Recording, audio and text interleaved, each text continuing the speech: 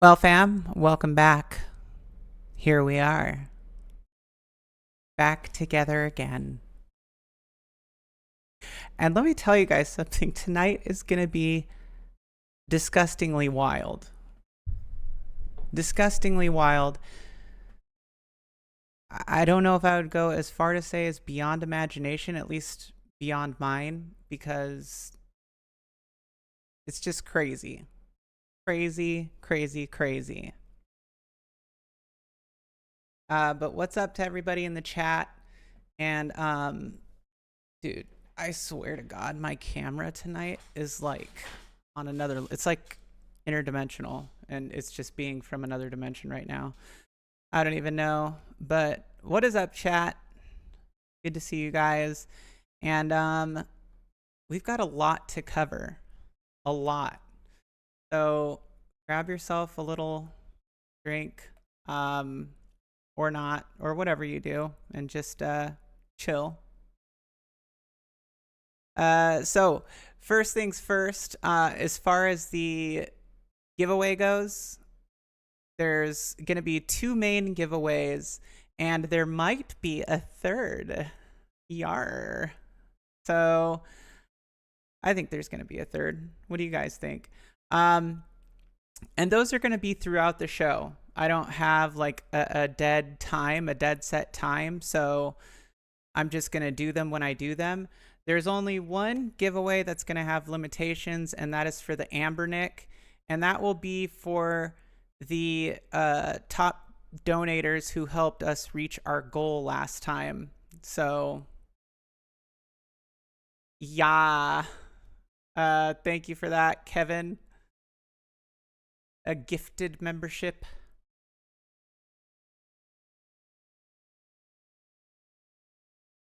So, how's everybody's week been, Kat? Has anybody been paying attention to things that have been going on in the gaming arena? Because I sure have. I gotta tell you guys, it is a strange place to be on the interwebs here. So we've got a lot of stuff to cover, and I am going to actually take 1 second here. I gotta grab something. I just realized I forgot something. I'm gonna go grab it.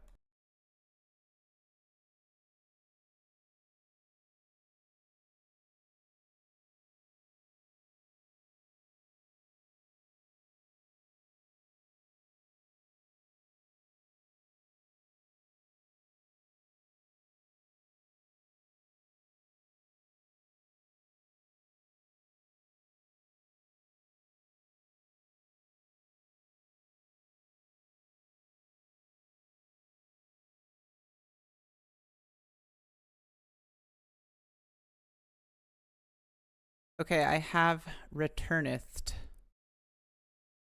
to thieth streameth. Okay, let me see here. JJ says, would you mind if I ask a sensitive question? Your thoughts on what happened in Minneapolis with the nut job that attacked that church school? If you don't want to comment, that's cool. I respect. Was that like the... No, that wasn't the cult thing. I don't know anything about it, so I can't really comment on it. Yeah. So apologies there. I've mostly been paying attention to like just gaming arena stuff, especially this past week. So yeah, again, if you guys weren't here or any of you that are just showing up, we are going to be doing 2, maybe 3 giveaways. And they're just going to be throughout the show. I'm not exactly sure when, but we're going to be doing them. All right. And so what we have for the giveaways are, we have Evercade sealed, Tomb Raider trilogy sealed. Okay, brand new. And then we have the lovely little Ambernick RG353V Come on. Oh, well, you can't really see it, so I'll just kind of open it up. But it's the translucent purple. Very pretty. And a great little device. And then the tentative other giveaway is a Repro Dreamcast game. A high quality Repro Dreamcast game, which is being given away. And it is the English translation of Super Street Fighter 2 Turbo. All right. So, what's up? The news sucks. The news does suck. Nostalgic, right? Okay. Does everybody have a drink? Is everybody ready to get into this absolutely disgustingly crazy? But I thought that I really wanted to start off the show with something kind of funny and lighthearted because I feel like, you know, with the news, which is a great caveat there, JJ, with the news and everything else that, you know, is happening, I wanted to bring back some good memories and perhaps some new ones for some of you from 1997, 98, 99, I guess. So, yeah. Now, the funny thing is about what I'm going to show you guys is I find this stuff hilarious because I am the kind of person that has like a sense of humor where I think like annoying stuff is funny. And a lot of people don't. So I don't know, this may be like really cringy to some of you, but to me it's like absolutely hysterical. So we're gonna check it out here. But for those of you who don't remember or didn't get to see the Tom Green show,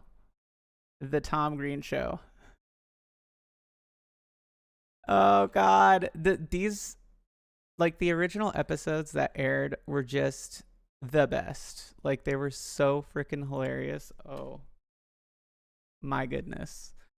Okay, let me see which one is it here. It's got to make sure I pull up the right one for you guys.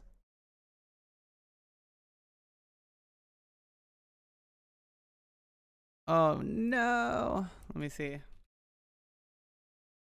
The funny thing is I've watched it like 3 times.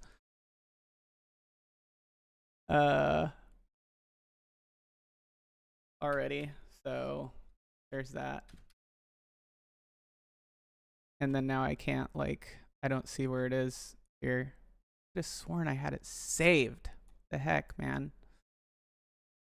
Hold up. Let me see here. I'm having like major Mandela vibes tonight. I don't know why, but I am. And it's concerning for myself, I guess. So Tom Green was annoying but funny. Yeah, but see, that's exactly like the kind of humor that just like cracks me up. And I mean, it just must be like, that's just kind of like part of my personality, I guess. Maybe, perhaps. Let me see. Oh, that's because I didn't put the thing correctly in here. My bum is on the pizza. My bum is on R2D2. It's a trash can, though. But Phil was like one of my favorite. Like, I need a Phil in the background of my show. Like somebody who just laughs for no reason. I really need that. Okay. I swear, guys, I'm almost there. Almost there. Why is this this thing is being so weird tonight? Like YouTube is being so weird. I don't understand. I don't understand. Like, what's going on? What is it? I'm trying to talk like with a Canadian accent, you know? Like, hey, how about some Tom Green? You guys want to watch some Tom Green? Yeah? How about some of that? How about some of that? Some Tom Green. All right, I legitimately cannot find this, and I watched it so many freaking times, like before even coming on this live, and of course it's the one thing that I did not prepare correctly, you guys. I'm disgusted right now with the absolute slackage of my life, my existence. I'm gonna figure this out though. We are not leaving this behind. Never. Never. What the? Yeah, this. Oh my god. Okay. All right. Dude. Did any of you not know his parents' minivan into the slutmobile? But then the way he says it is what like just makes it 20 times funnier, you know? It makes it so much worse, and he just keeps repeating it. He's like, the slutmobile, the slutmobile. But Dad, it's the slutmobile. Oh my god. It's epic. Pure genius. Okay. All right. I don't even. Okay, here we go. Nope, not that one. Let's see. Do. There's this one, which is not it either. But I can see what I've already played, so it's got to be one of these. Yes. Yep, this is it. I found it, you guys. Thank God. Good Lord. All right. Here we go. All right, so this is Tom Green, okay? For anybody who doesn't know who Tom Green is, he's a comedic genius and a jackass. And yeah, I mean, I probably hurt myself laughing so many times to this guy because he's just stupid funny. Like, before YouTube existed and before shorts and all that stuff existed, like, this was short form content. This was like the original short form content. Let's put it that way. So let me make sure we have our audio. All right, let me know if you guys can hear the audio, because that's always like my issue.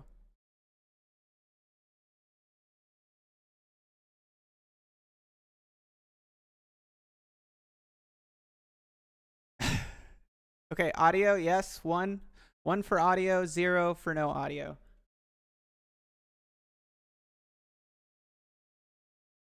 Freddie got fingered. Oh, man. Can't hear. 0. Okay.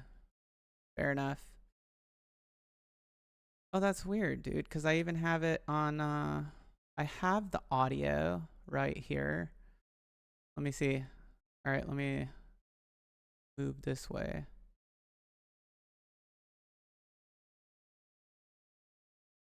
Oh, dude, that's weird. Why is it like... You guys, this is like never a problem. Why is it not playing the audio? That is so bizarro. Bizarro. Nope. Nothing. Nada. This is like my one technical difficulty for the whole show. Let me see. Capture audio, capture. Dude, that is freaking weird. I don't have a problem with that usually. Any other time? All right, let me try desktop audio. As you can see by the look on this man's face, he is extremely excited. Okay, is that working? I think that worked. You guys, did it work? Okay, works now. Dope. All right, here we go. This is my favorite show. It's the Tom Green Show. Okay, here we go. This is epic. Epic. So I'm just going to watch this one segment, but we got to start off with something funny, so. This is my favorite show, because it is my show, the Tom Green Show.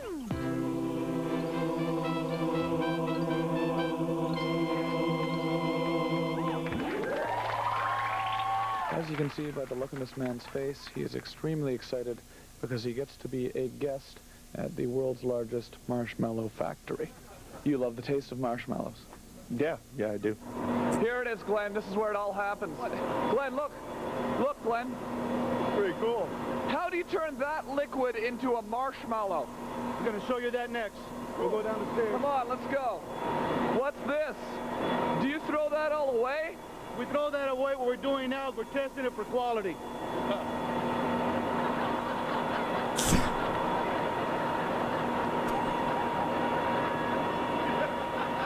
Now what's going on over here? We're taking the marshmallow and we're converting it into ropes. The marshmallow is traveling through the upstairs, being cut into small pieces. Through these drums, we're drying them out. At the same time, we're adding starch to create a skin so the marshmallow doesn't stick to each other. This is where the marshmallows come in. Once they're cut and formed, they're weighed out. We're doing somewhere about 50 bags a minute. So where are the coconut ones? Those we're not running today. Oh, okay. So it's a different run then. Different run. Dude, he is Different just run. going to town on that thing. Oh my god. What we're doing here now is once the marshmallow's bagged. Oh my god. Okay. All right. Sorry. Completely made, we box it. Okay. We put about 12 in a case. Then we get them ready to take it out to the supermarket and for our customers to pick them up.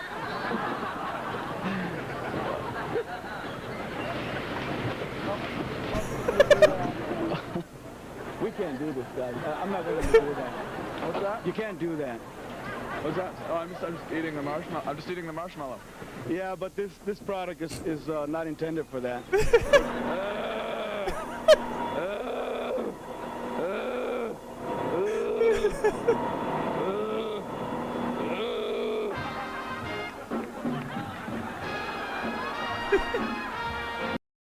Oh my god, dude. Okay. That's a good start to like the title of the video. Oh, he's totally.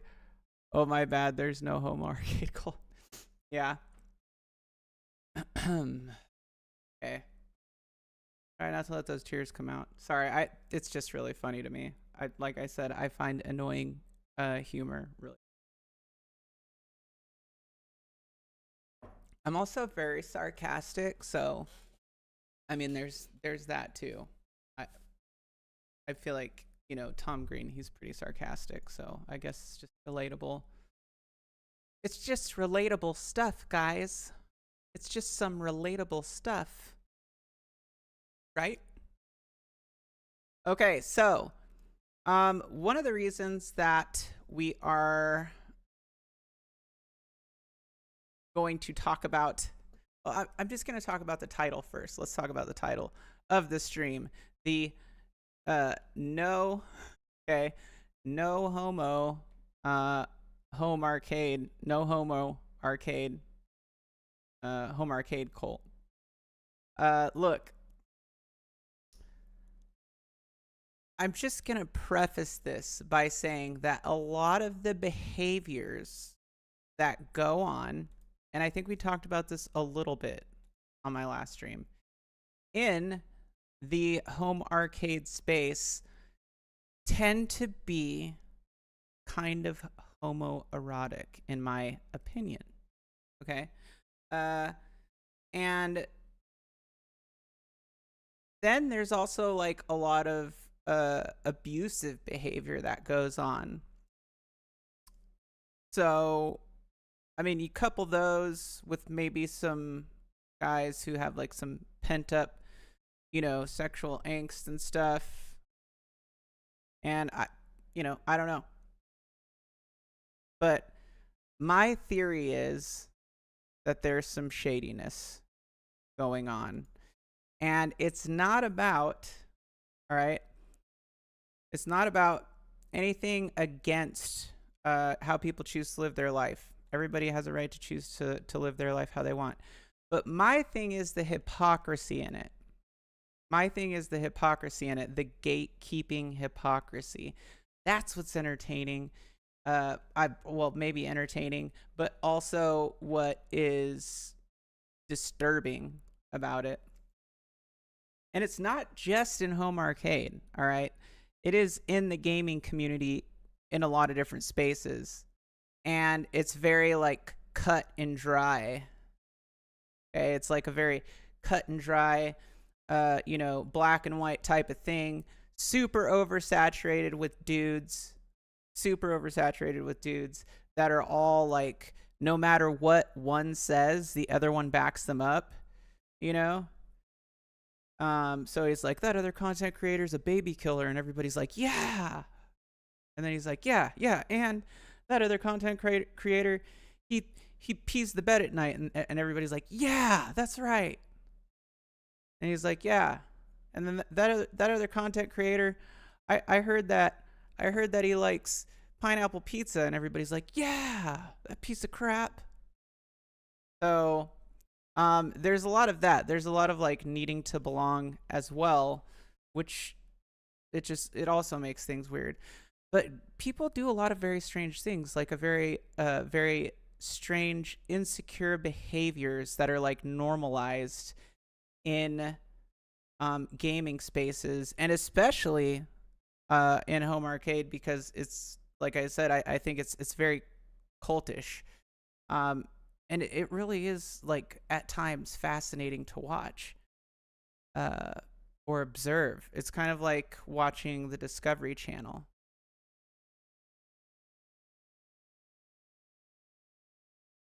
Right now we have a content creator who's talking smack about the other. It looks like he's upset, a little bit butthurt. Uh-oh, he's going for the big insults. Oh no, now it's denial. As you can see, and as expected, denial is in full place. So we're going to talk about it. We are going to talk about it. Now, on that note, I would like to start off by going to something that has been posted on Twitter. Giovanni Sean, who's in the chat, thank you for sharing this, Giovanni. And we are going to look at one person's experience and perspective. And as it's written, entitled, My Experience in Home Arcade. Shotgun Sean, what's up, dude? You better have a drink in your hand, man. All right? I'm being bougie with like a $5 glass of wine. I mean, a $5 bottle of wine. Yeah, it's not really bougie.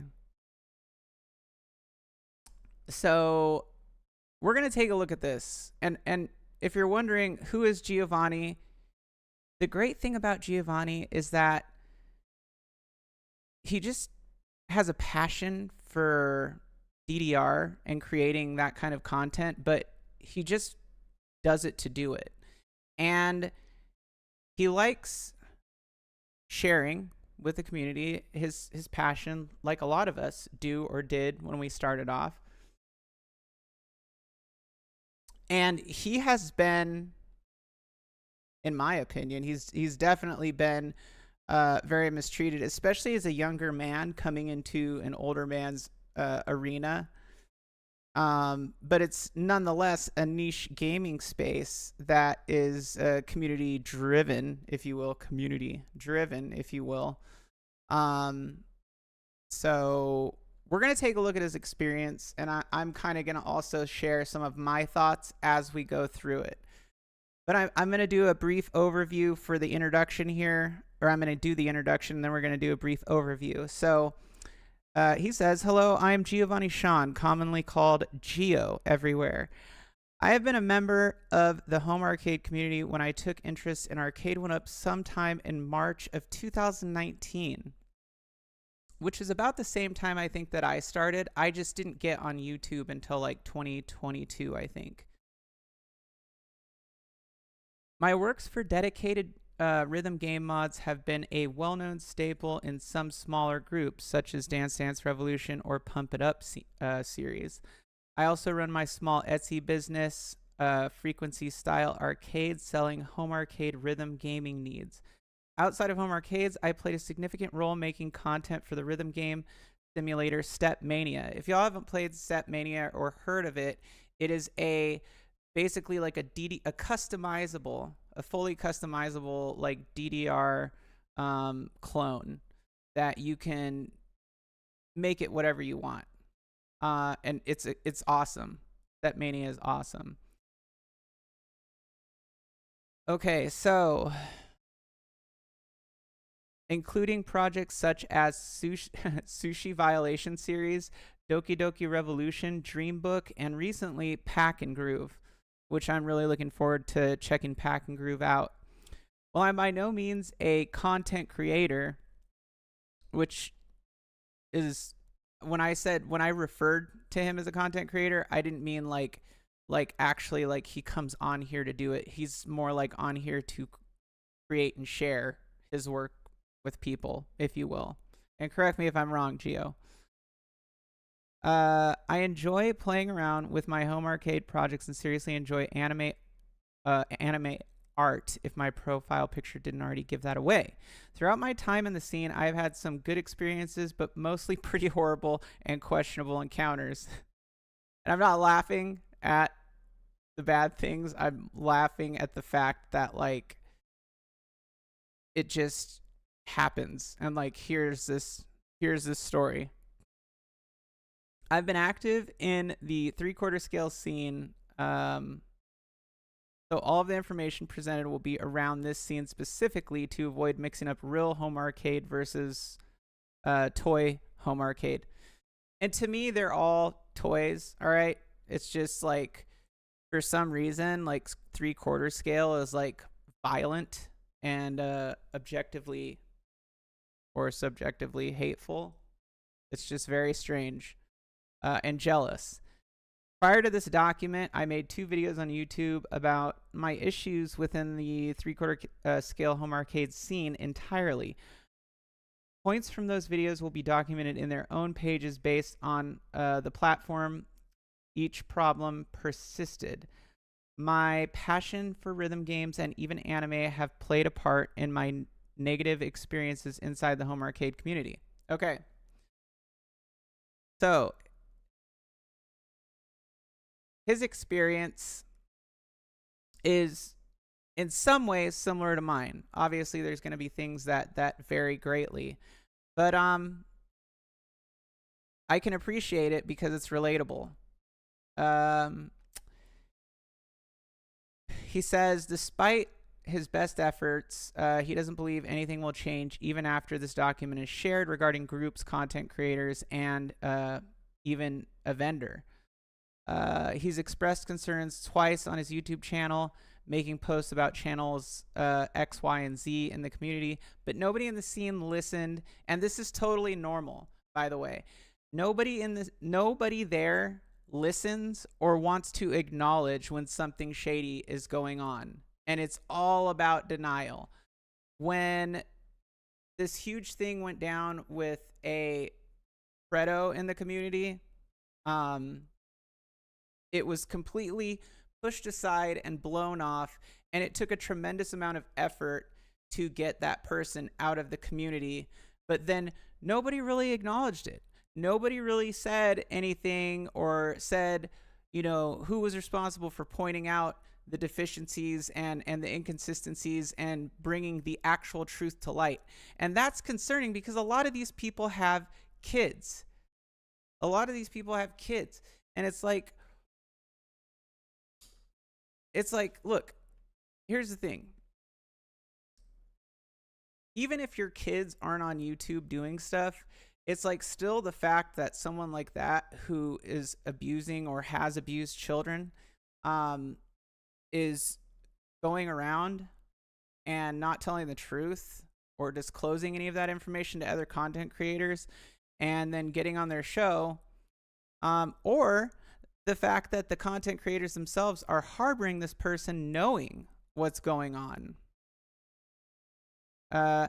Tony Castaneda says, "Oh God, Neon Glitch is the only reason I'm not out frustrated with a $1,300 Nova Blast. Everyone else was very positive about it."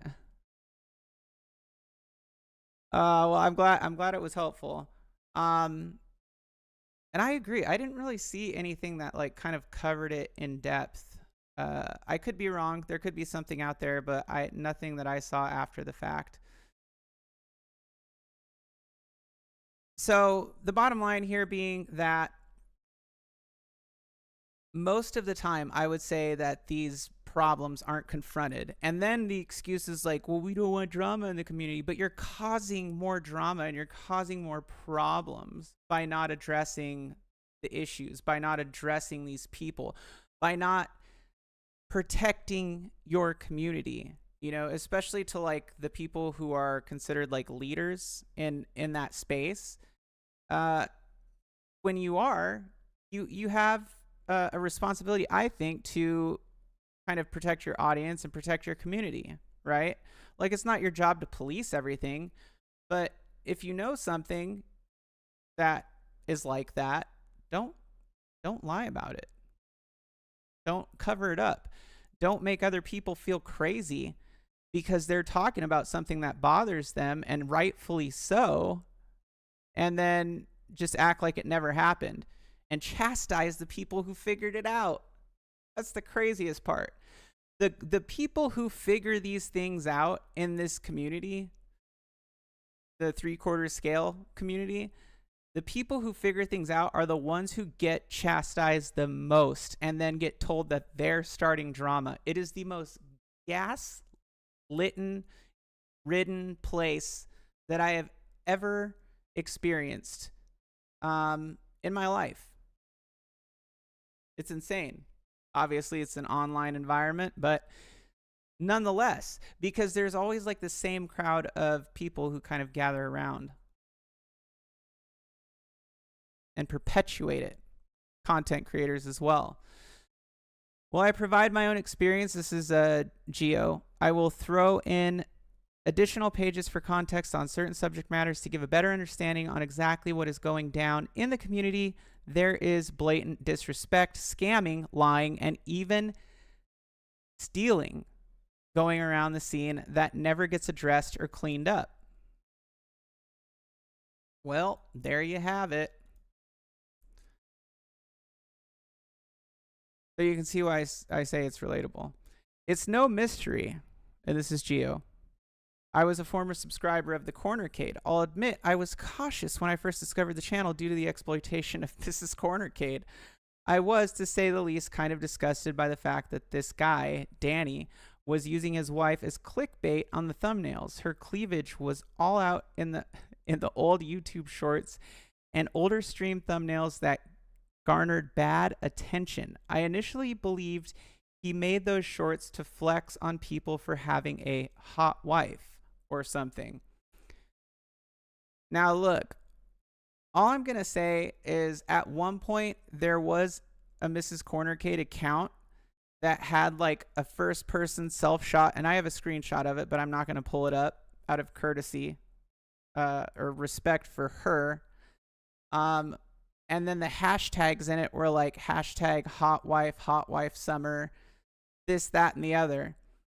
And the only reason I know about this is because someone who goes by the name of Dr. Zohar Weizman, or the real console fanboy or something like that, is the one who sent them to me before I had a major falling out with that creep.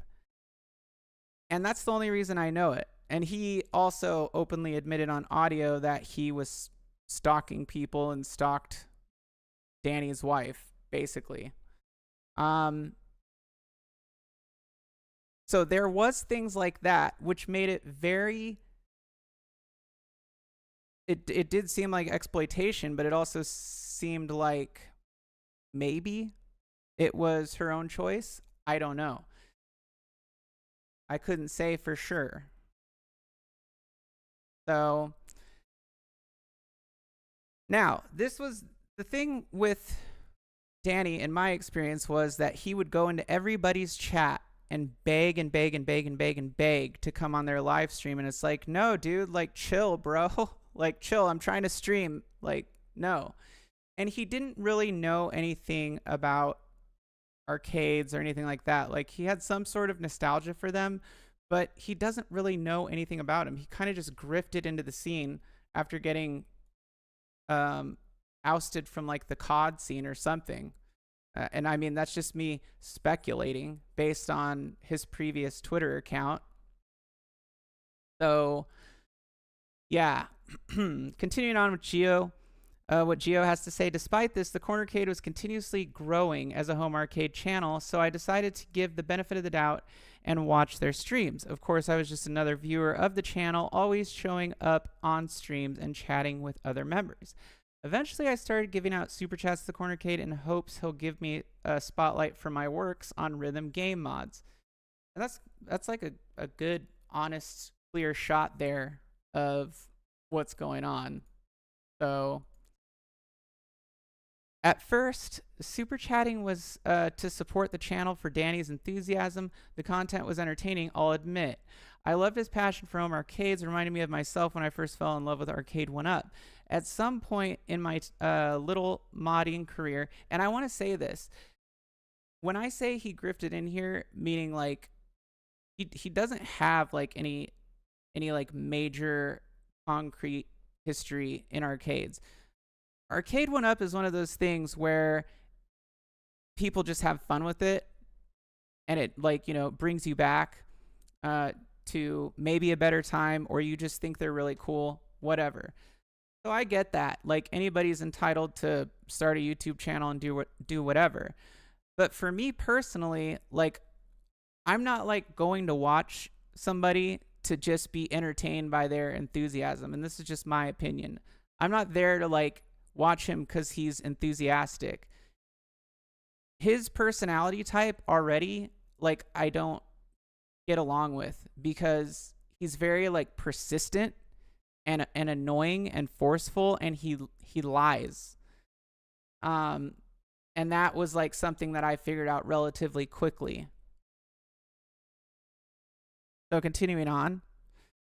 For the record, I was never forced to super chat Danny. However, it kind of felt to me that he doesn't care about what's happening in the community when it doesn't strike his interest, which I later learned he doesn't like music games, and that's okay. But if he wanted content on his channel that focused on Arcade 1-Up and its community, that's not something you can just skip, you know? And I think that this is something that other content creators in that community do. And what I mean by that is they only cover things that they're, one, interested in, and two, not just that they're interested in, and two, and they claim to be news channels, okay? So if you're a news channel for home arcade, you should be covering everything, right? Chat. If you disagree with me there, please let me know. Let me know. If you're a news channel, though, for home arcade, you should be covering everything home arcade related. Yes or no? Because I think, my opinion is, damn right you should be.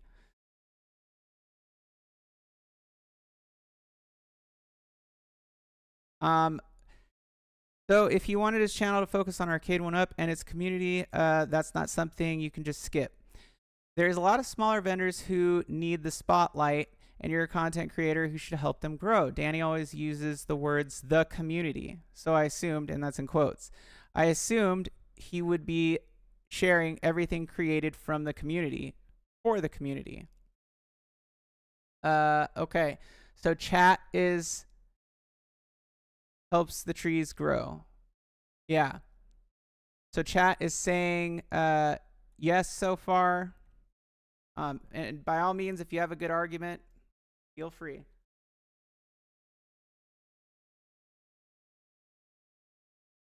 Okay. Let's see. So he made several chat messages saying, sorry, I missed something here. There were times I would get concerned about super chatting Danny, specifically when he started claiming that I made the game and everything. And this is on a podcast. So Danny is very bad at disseminating information, in my opinion. He says things wrong. He says things that aren't true. And I think that he's one of those people that just when he says things, he just wants it to be whatever he's saying, and that's that. You know, if it's not, it doesn't matter. Like, he's just going to say it. And he's also very hasty. So he has no problem like taking other people's content and not giving them credit, or taking other people's ideas and not giving them credit. And trust me, this can all be backed up by receipts. All of it. Because I would not say it if it couldn't. So Geo says, however, this is not completely the case, that he made everything in the game that he's referring to.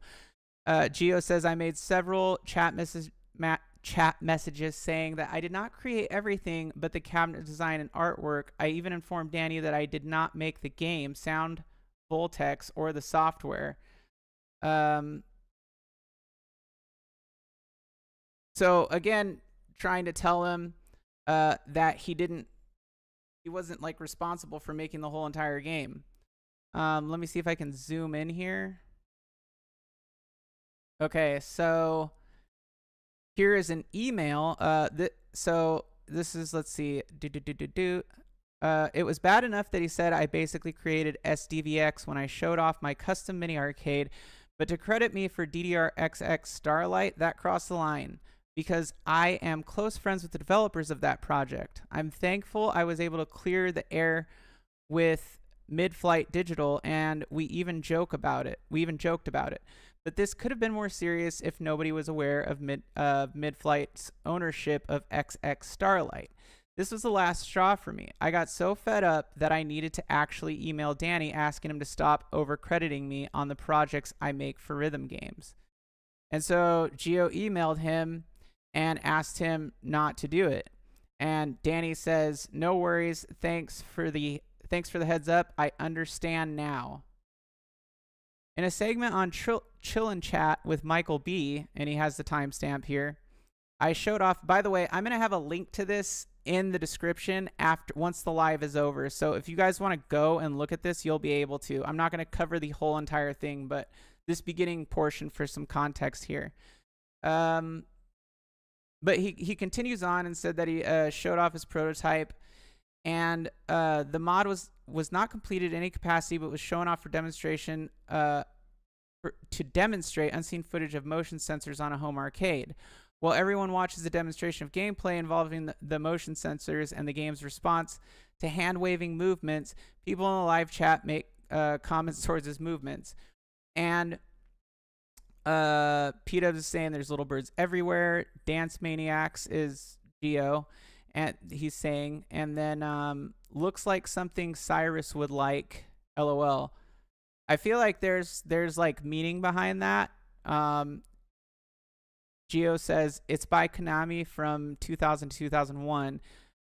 Houston Amusements, Decadent, Lamo, Zero Cool. He still won't find the G spot. See, this is where like this type of stuff always just makes me giggle, because it's like, why do you guys go there? Like, why do these 45-year-old dudes go there like literal high schooler jock wannabes?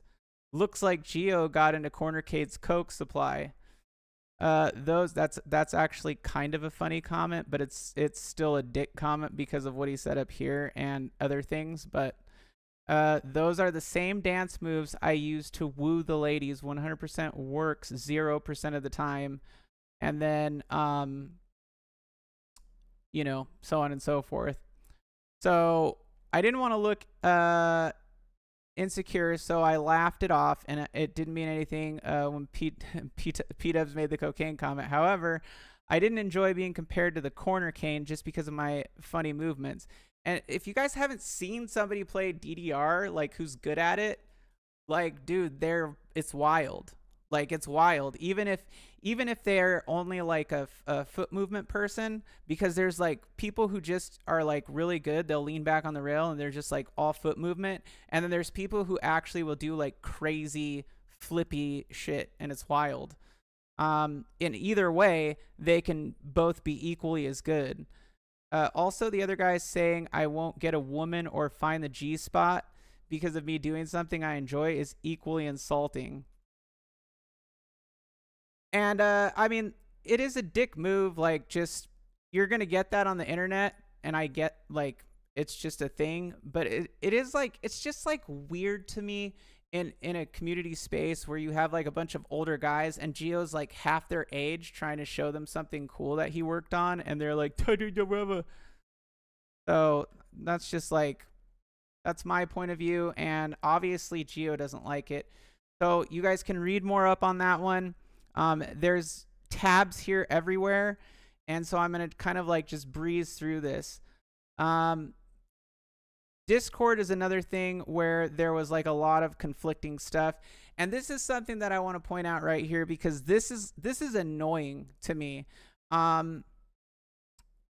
Geo's is showing pictures of the chibi art, and because one of the people in here said he showed us stickers, and he said, I love girly anime arcade designs.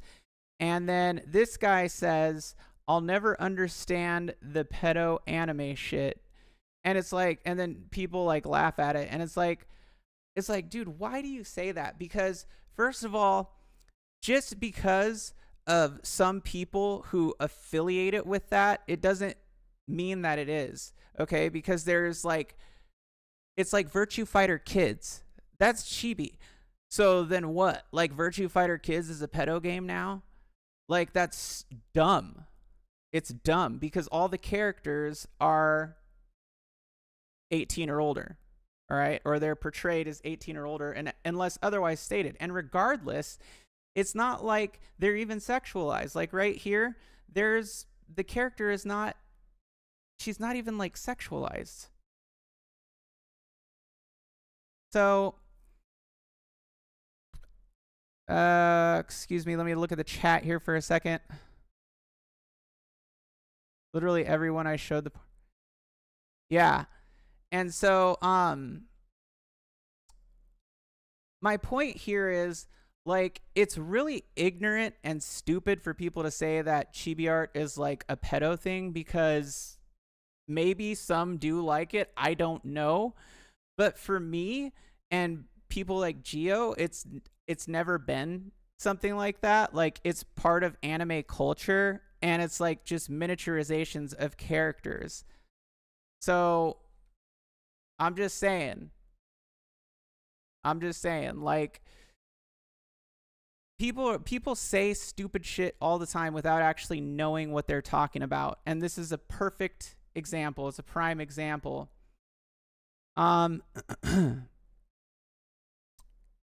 And then Gio says, good thing those girls aren't children. And this guy says, sure AF look like it. And Gio says, chibi. It's mainly the comically big head style, which is much different than making women look like children. And then this guy says, putting them in there is one thing. Putting a line about getting into their hearts when they look like literal children is the problem. What some communities normalize is downright horrifying sometimes. See, and I just think that that's just ignorance. Like, it's just straight up ignorance. But you're always going to find those communities that step over the line. And what happens in this space, in these spaces, is that you have these people that amplify like one small thing and then turn it into something disgusting. And now you've pretty much ruined it for a lot of people.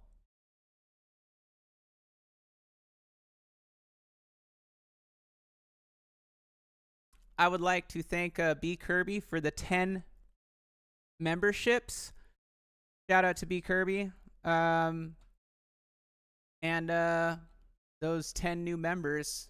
And Kevin, thank you.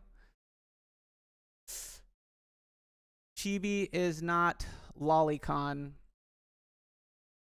Yeah, Lolicon is kind of, yeah, that's kind of Lolicon was the thing that Mr. Beast dude was into, wasn't it? There was some, I don't know, man, like that was just a weird situation. Like, I looked at it and I was just like, I don't know. This seems weird. Okay, thank you guys for those memberships. All right, so Arcades Anonymous Discord. I think that this one is a big one. It's also disappointing. It's disappointing in the sense that there was some people in here that I knew. I left this Discord a long time ago, but there was some people in here that I knew that I liked in the space, and I thought that they were more about like security and positivity, but it turned out to be not that. And the guy who actually created Arcades Anonymous, with maybe a few other guys, Dan, Outrun the Neon Sun, super nice guy, really nice guy. I believe he was like a pastor or something. And yeah, I don't want to really like talk too much about him or his life because he's left the scene. But he seemed like he had goodwill and good intentions. And that group was taken over basically by the guys that he had started it with, from my understanding. But long story short, Geo did not have a good experience in Arcades Anonymous, and you can read all about the details in there, but the underlying issue was essentially became the underlying issue essentially became the cornercade, Danny. I'm gonna read a little bit here. Danny would eventually start drama with Biggie D when it was brought to everyone's attention that Biggie D knowingly stole from Pinball Expo when Danny got flack for his wife making a GoFundMe. So what happened is you know, the typical like, hey, you were doing something super shady, and so, you know, I got caught doing something super shady, so now I'm going to deflect onto someone else and talk about that guy, like that piece of crap, which is like, it's like the stereotypical thing of the narcissistic personality is to do in any of these spaces, really. So Geo says, I took notice that the only drama discussions that were igniting were all from Danny. All from Danny. Prior to Danny joining the Arcades Anonymous server, there was a lot more engagement and almost zero chance of drama until Danny arrived. Huh. Weird. Weird. He says, I was always watching the drama unfold, never talking while anything was going down. This was until after Messiah 1X and I went on stream and uncovered a potential crime unfolding, and I used the word potential, and so did he, unfolding on his wife's marketplace. Okay, and this goes into a whole nother thing, all right? But let's just say that it's been proven that the cornercade, Danny, is not the most honest person, and people love to defend it. They love to defend his dishonesty, and they love to be counterintuitive and counteract the receipts that people come up with, the factual receipts that people come up with, showing proof of these actions and all these other things. So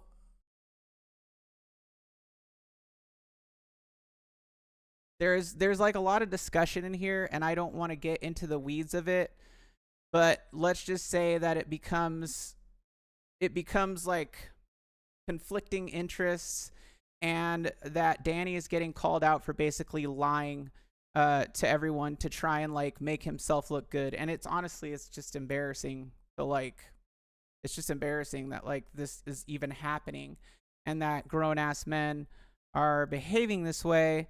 But at the same time, like I said, it's kind of like watching something on the Discovery Channel unfold. So Bonos Tecmo says Cornercade is a lolcow at this point. So JJ says Arcades Anonymous has become a really great live show covering a lot of content each week with very little drama or bullying, unlike a few other well-known weekly shows. Yeah, I think the problem is, though, with their Discord was just what was going on behind the scenes and what was being allowed and what was being covered up per se. So see, like, that type of thing to me, JJ, it doesn't justify like the other behaviors that are going on behind the scene. And you know, to each their own, but that's just not, it's not acceptable to me. And this is also a reason why I don't like being in a lot of other Discords, and if I am, it's something very niche, very specific, and I stay out of everything. I'm purely in there for information, and that's it, and I don't get involved in anything else. And then I have my members Discord, which is a very peaceful, serene, and mostly quiet Discord, and I love my members. You guys are great. Will Mitchell says this is why I've stopped watching most of the Cornercade in this and now watch 2 because they cover what I'm interested in. I mean, the thing is that the Cornercade's only taking what he sees and regurgitating it. Like, the guy doesn't know anything. He doesn't know jack and shit. And everything that he talks about is nonsensical. I mean, I'm pretty sure Michael B said it himself on a live stream. Don't listen to a word that comes out of his mouth. And he's not wrong. Because it's all BS. So Geo says, you know what? I'm crashing out today. What's the point? You already know I'm associated with voices from the drama. Y'all want to keep away. I'd honestly rather talk to someone who will actually keep real peace when the fire that's been spreading through the wilderness for too long finally gets extinguished, period. I can't trust anyone here anymore. I've seen way too much shit that's really bad to even digest myself, and I watch it slide under the rug constantly. I'm tired of it. And then Jason Little Alien says, peace, brother. I've shown nothing but kindness to you for 3 years. Be safe. And so look, lots of other stuff has happened with Cornercade, and then there's even more ongoings in here. And I'll let you guys read these. You can go there and read it yourself. Like I said, I'm going to leave a link in the comment section and in the description to this. And then you have, guys like this. Gamer Fridge, Cornercade got a cat and Geo is pissed about it and wants to protect the community or something. Not really sure. Totally just like blowing off, what's going on. And this is like a typical behavior that these guys do, giving each other like the reach around by just totally blowing off like what other people are saying and totally not considering what they're saying or like, where they're coming from or anything. Like, so it's very difficult to have a discussion with anybody there, for one thing. Cat comments on overlaid. What? Oh, okay, you're right. Sorry. Sorry, guys. Hold on, let me see if I can zoom out.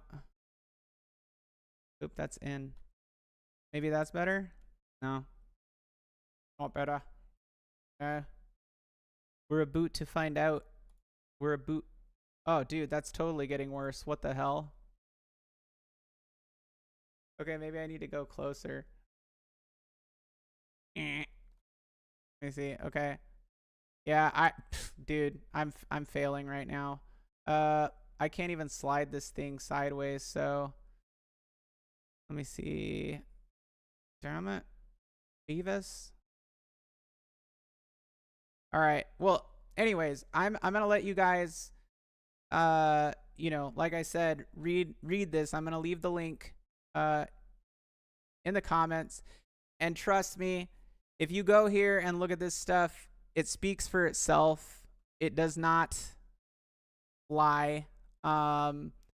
It's screenshots, it's evidence.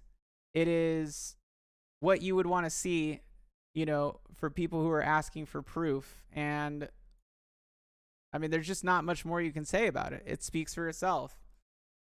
So even on Facebook, there's a bunch of stuff that he talks about and goes over as far as like interactions with people and specific people, and opinion-based stuff, as well as fact-based stuff, and a lot of fact-based stuff about behavior when it comes to certain people, content creators, or groups. And another one here that he has is when he talks about Danny's old Twitter accounts, where he uses the N-word like repeatedly over and over and over again, and then lied about it, said it wasn't his account, and then admitted it was his account, and then retracted his statement again later because he wanted to like somehow repair his reputation. I mean, rumor on the street is that X Arcade dropped his ass because of that. That's the rumor. So that's not a good look for sure. But all the screenshots are here. Here's a good one. Danny uses his wife's Facebook account, and here's a prime example.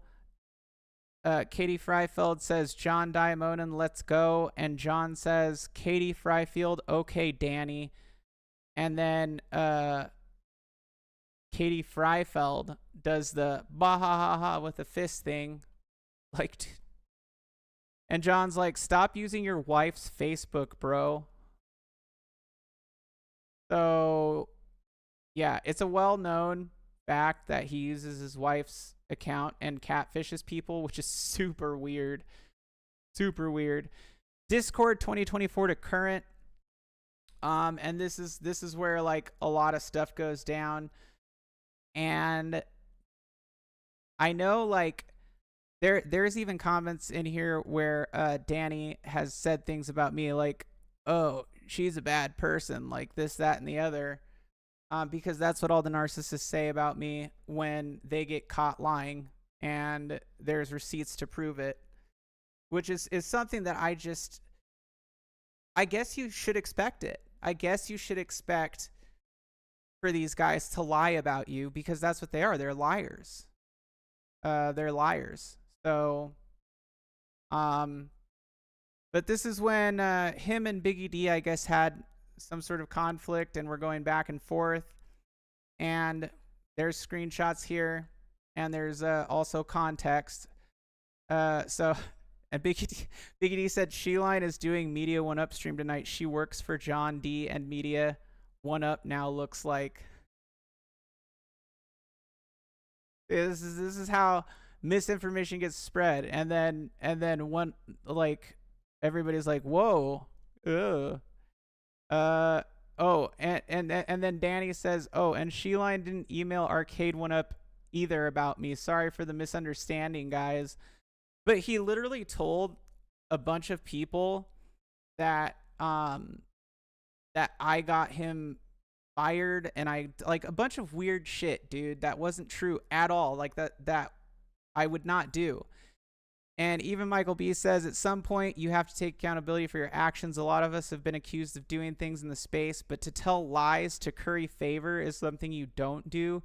It's not my place, but if you want a seat at the table, I would take some time to review your actions and make whatever changes are necessary. And the weirdest part about it is that all of these guys still coagulate into one area and still hang out and still do things knowing that they're all backstabbers and liars, which is insane. It's insane.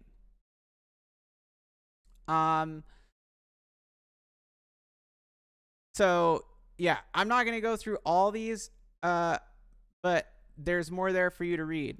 The next tab is scamming, and this gets into the GoFundMe scam from December of 2024 when his wife Katie allegedly made a GoFundMe, and Danny told her that it was going to be bad. Danny told her it was going to be bad optics after she did it. But there's a huge live stream. Well, not even live stream. It turned into a video where a big content creator basically made a video about this, talking about the scam, and Danny just goes on there, and I'm sure most of you have seen it. If not, you should definitely check it out. But then immediately after, asking for like the GoFundMe and all that, he gets a bunch of super chats and then like buys the SSF installation kit some point before or after. It was insane. And then Retro Lizard got into it with him, and it was the whole thing. See, the problem became was the hypocrisy and the lying over and over and over again. And there was somebody else before Danny who used to do this same type of stuff. And some of you know who that is. But that would be the Real Console Fanboy or Dr. Zohar Weisman, whichever account you know, or if you know both, that's both.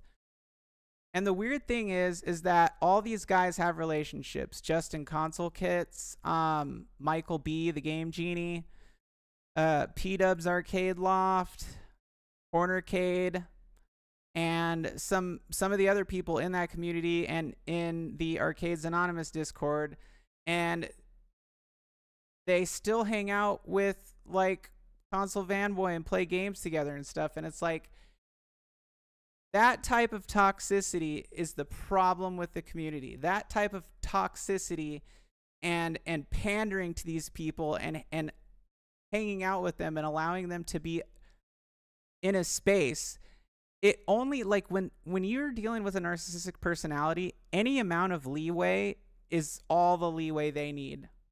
That's it. Any amount of leeway is all the leeway they need. Why is that? Because they're narcissistic.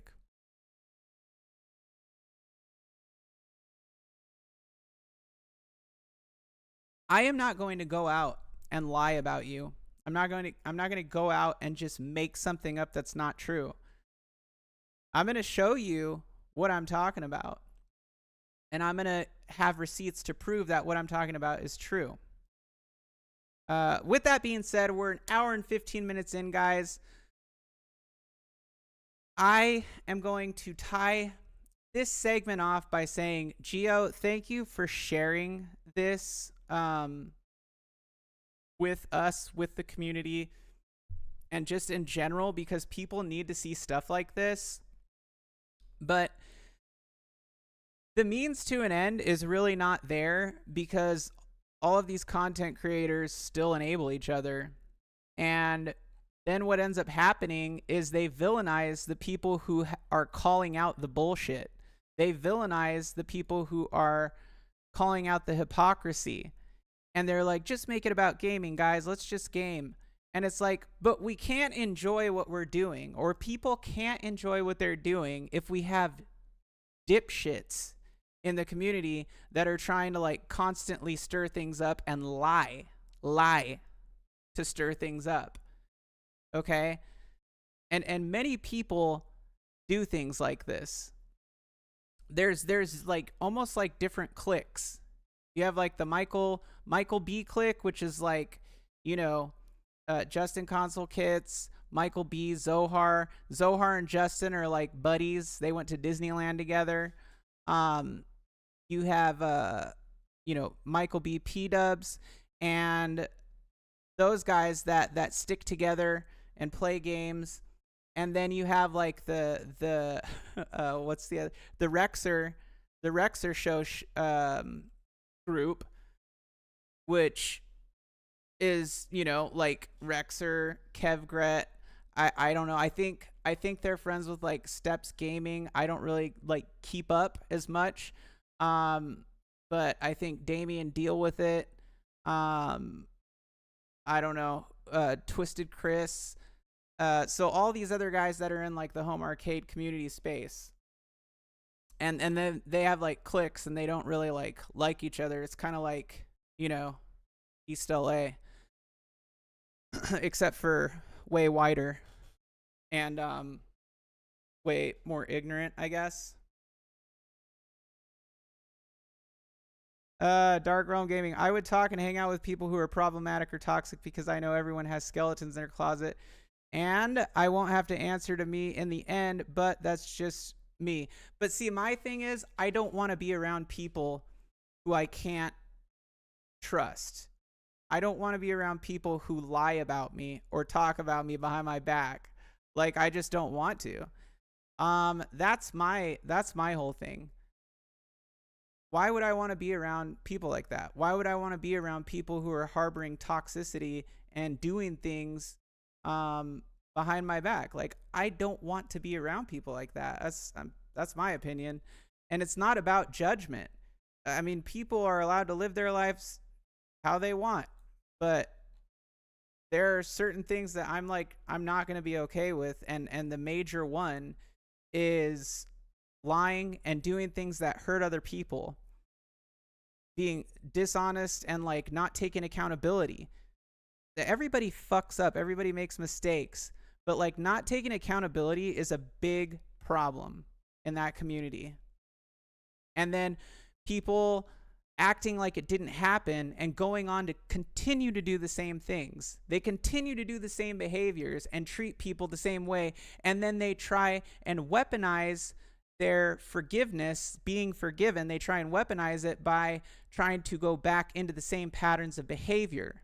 It's only a matter of time with these guys. And I mean, that it's just the way it is. It's just the way it is. So no disrespect taken. That's just my opinion. But yeah, so I definitely would say that you know, that was a harsh lesson for me to learn coming out of the military, where everybody who I worked with was kosher. Like, we all got along. We were, you know, cohesive. We understood like what the mission was. And, you know, when you have to rely on people, you build bonds with people when it's your life is on the line. So I don't have it in me to be like okay with being around people like that who continue to lie and never ever take, like, dude, if you're 40 years old and you still can't take responsibility for things that you've done and admit that they were wrong, they were so wrong, there's something like not okay there. Okay? And a lot of the time, the worst one is the ones that are predatory. Sexual abuse, stalking, any of those things where it's like hurting someone. No.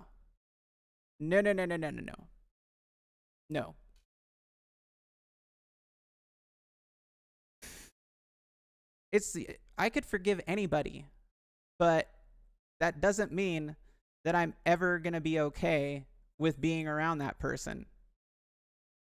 I literally, like, I have no problem forgiving people, but it does not mean, because you can forgive someone and realize that they're never going to change. You really can. You can forgive someone and realize, like, this person's never going to change. They are 40 something years old, and they are still reverting back to the same behavior that they had before. So, yeah. But anyways, okay, Gio, thanks again. And guys, I'm gonna leave this link in the description, in the comments for like the 10th or 20th time, however many times I've said that. And we are going to do our first giveaway right meow. So I hope everybody is here who needs to be. Now this is going to be a little bit weird because I have to do this in a way that's like I had to use StreamYard like separately to do the giveaway because we're going to do like the chat thing in StreamYard. So let me pull this up and we'll get into this. I think I have to switch tabs over here. And we're going to go to the stream giveaway. Okay. And what we're going to do is I am going to put a link in the chat. Okay. I'm going to put a link in the chat. You have to go to that link, open it in a new tab, and that is where the giveaway is going to be happening, but it will still be on my live stream. Okay. Because it's easier to do it in StreamYard. Now, pay close attention to the instructions here. If you were one of the people, this is the first giveaway. If you were one of the people who donated to the goal, okay? And keep in mind, I have the names written down, and I also have the live stream to like cross-check the names. But if you're one of the people who donated to the goal, this first giveaway is for you for the Ambernick, okay? So again, if you were one of the people who donated to the goal, this giveaway is for you. So if you donated or super chatted towards the goal, even if it was like a $1.99 super chat, you get to be in this giveaway, okay? And this is the only one that's like that. The rest of them will be for everyone. But this is the big one. It's the big one. Did I win? Okay, hold on here. Let me pull up the chisel. Oh, dude. What is this? Okay, let me see where the link is because I I fancy complicating things, so go from there. My goodness.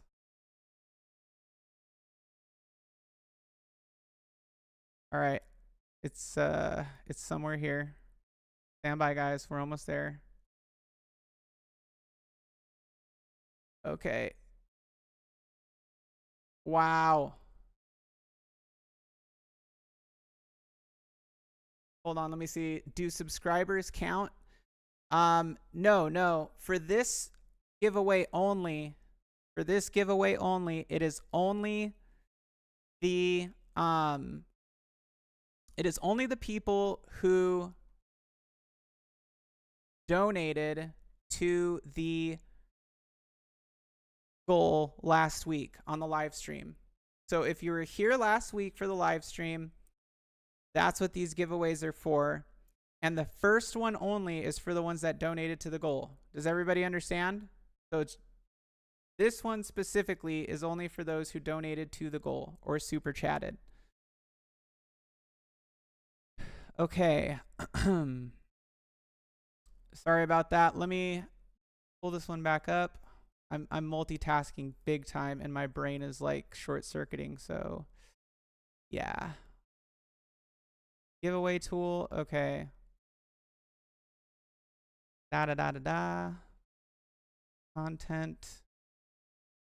This thing is supposed to be unlisted, so oh, there it is. I got it, you guys. I found it. I found it, don't worry. I got it. Okay, so I have to start it now. Go live. Go live. I have like 2 lives going on my channel right now. This is so weird.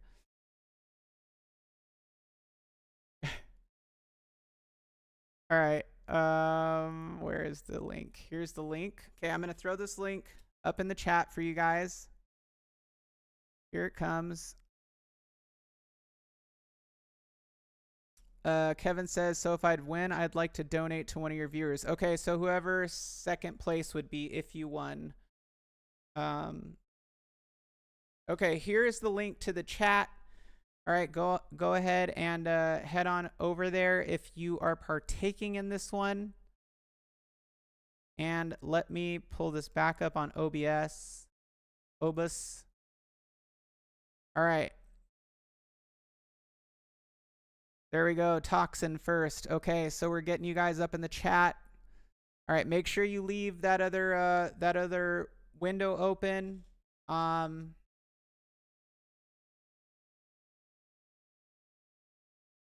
Hey, you know what, Mensa? If a tree falls in the forest, do you hear it? Ooh, ooh. The best gift for me is that everyone accepts me for who I am, like the same type of love in return. I agree. That's great. It is great.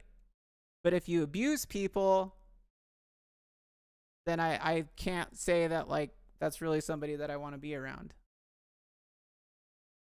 If you hurt people, that's not really somebody that I want to be around. I'm not saying that's you, Dark Realm. I'm just saying that that's not something I want to be around. All right, so we're getting the chat filled up in here. And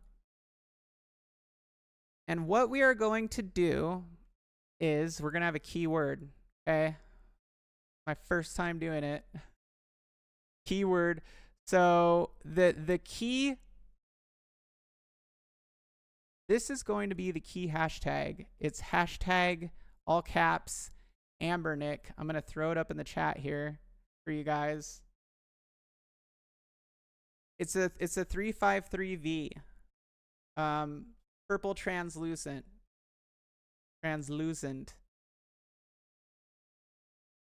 Okay, so nope, hold on. So this is gonna be it. I'm putting it up in here for you guys. Okay, that's it. So you guys have it. Don't put it in the chat yet. Give me just a second. All right.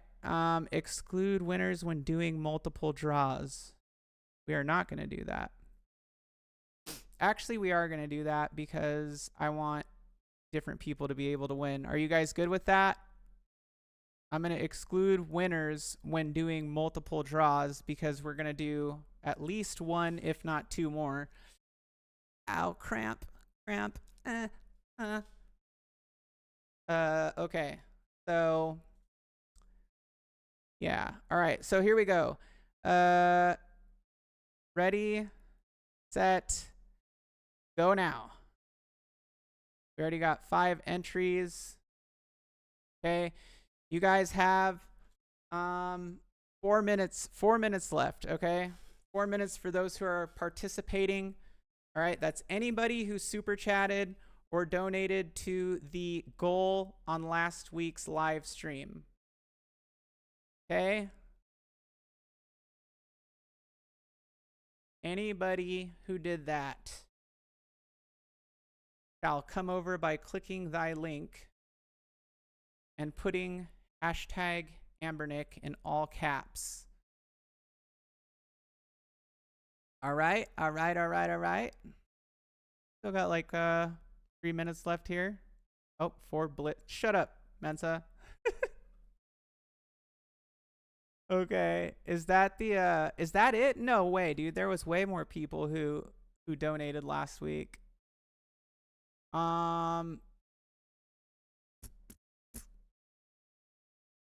Let's see. All right, I'm waiting, guys. 3 minutes to go. Hey, this is for Lay Ambernick 353V. Okay, the 353V.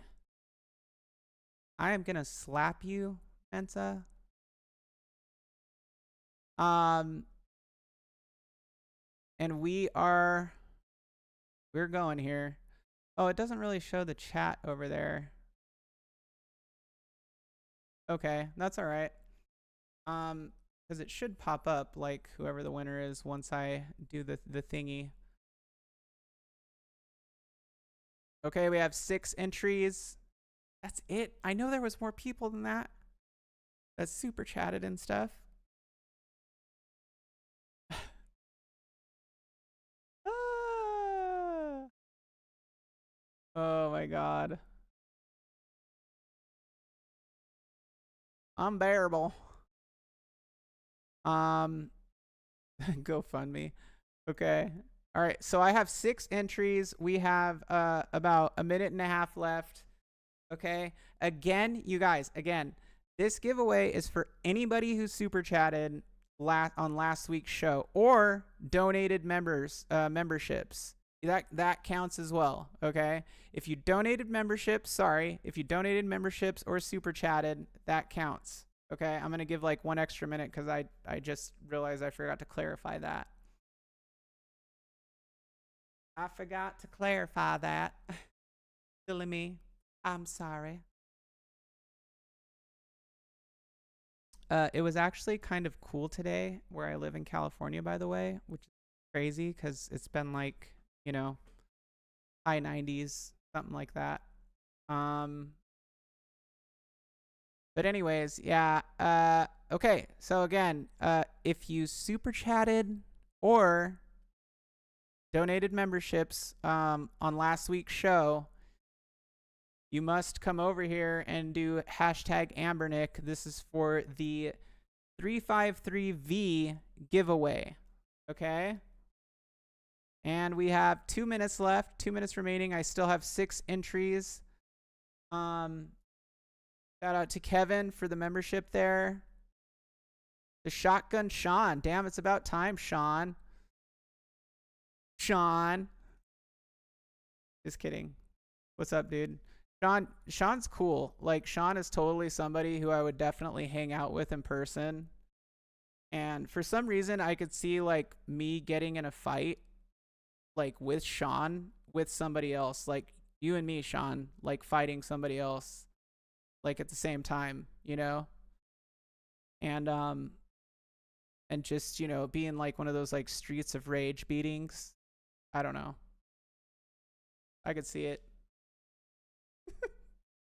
Okay, we got 1 minute left.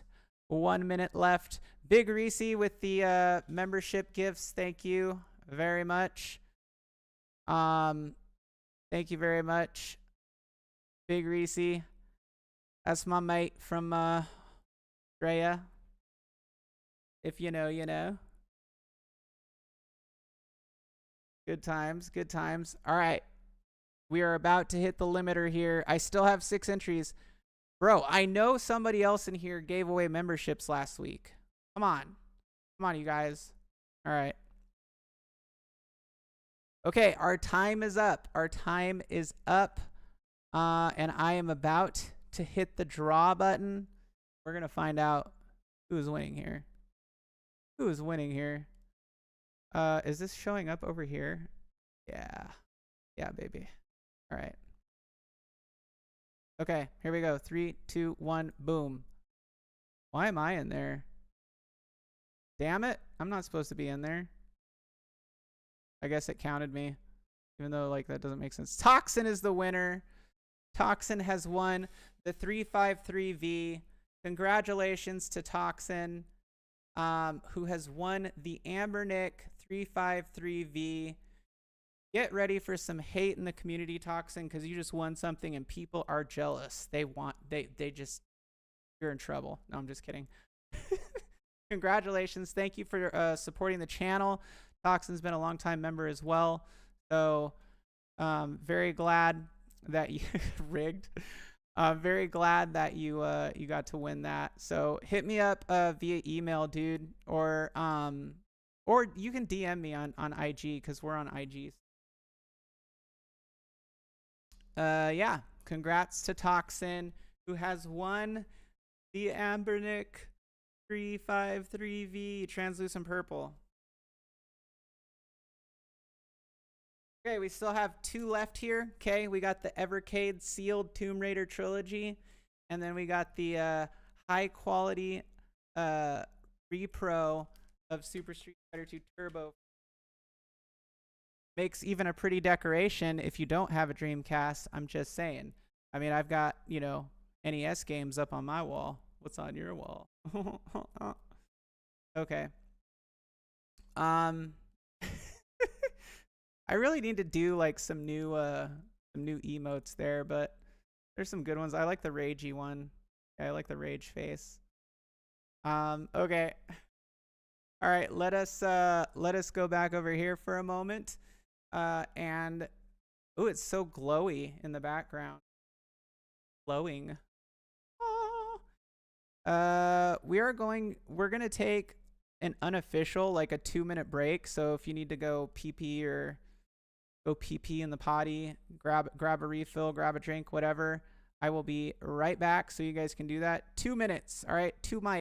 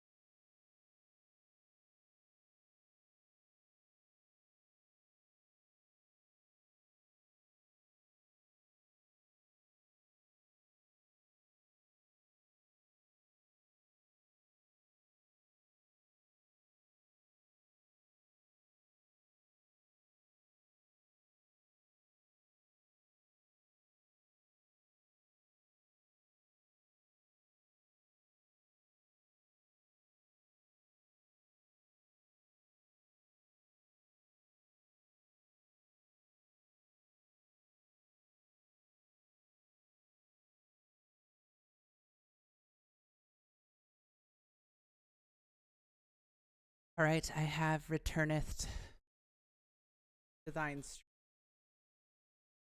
All right, more interesting stuff coming up here. I'm gonna actually shift gears for a second. Okay, and those 2 giveaways that we still have. All right, you know what? I was gonna set a goal for the other giveaway. And dude, I don't know, like, let me see. Da ba da ba da.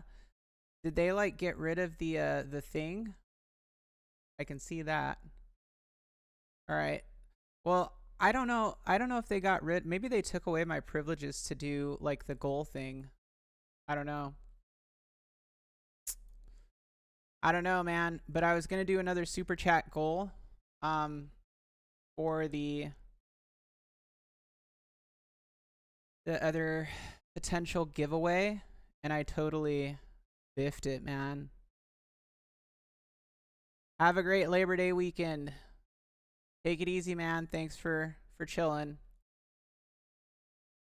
You're gonna miss out on these giveaways, dude. Have a good night.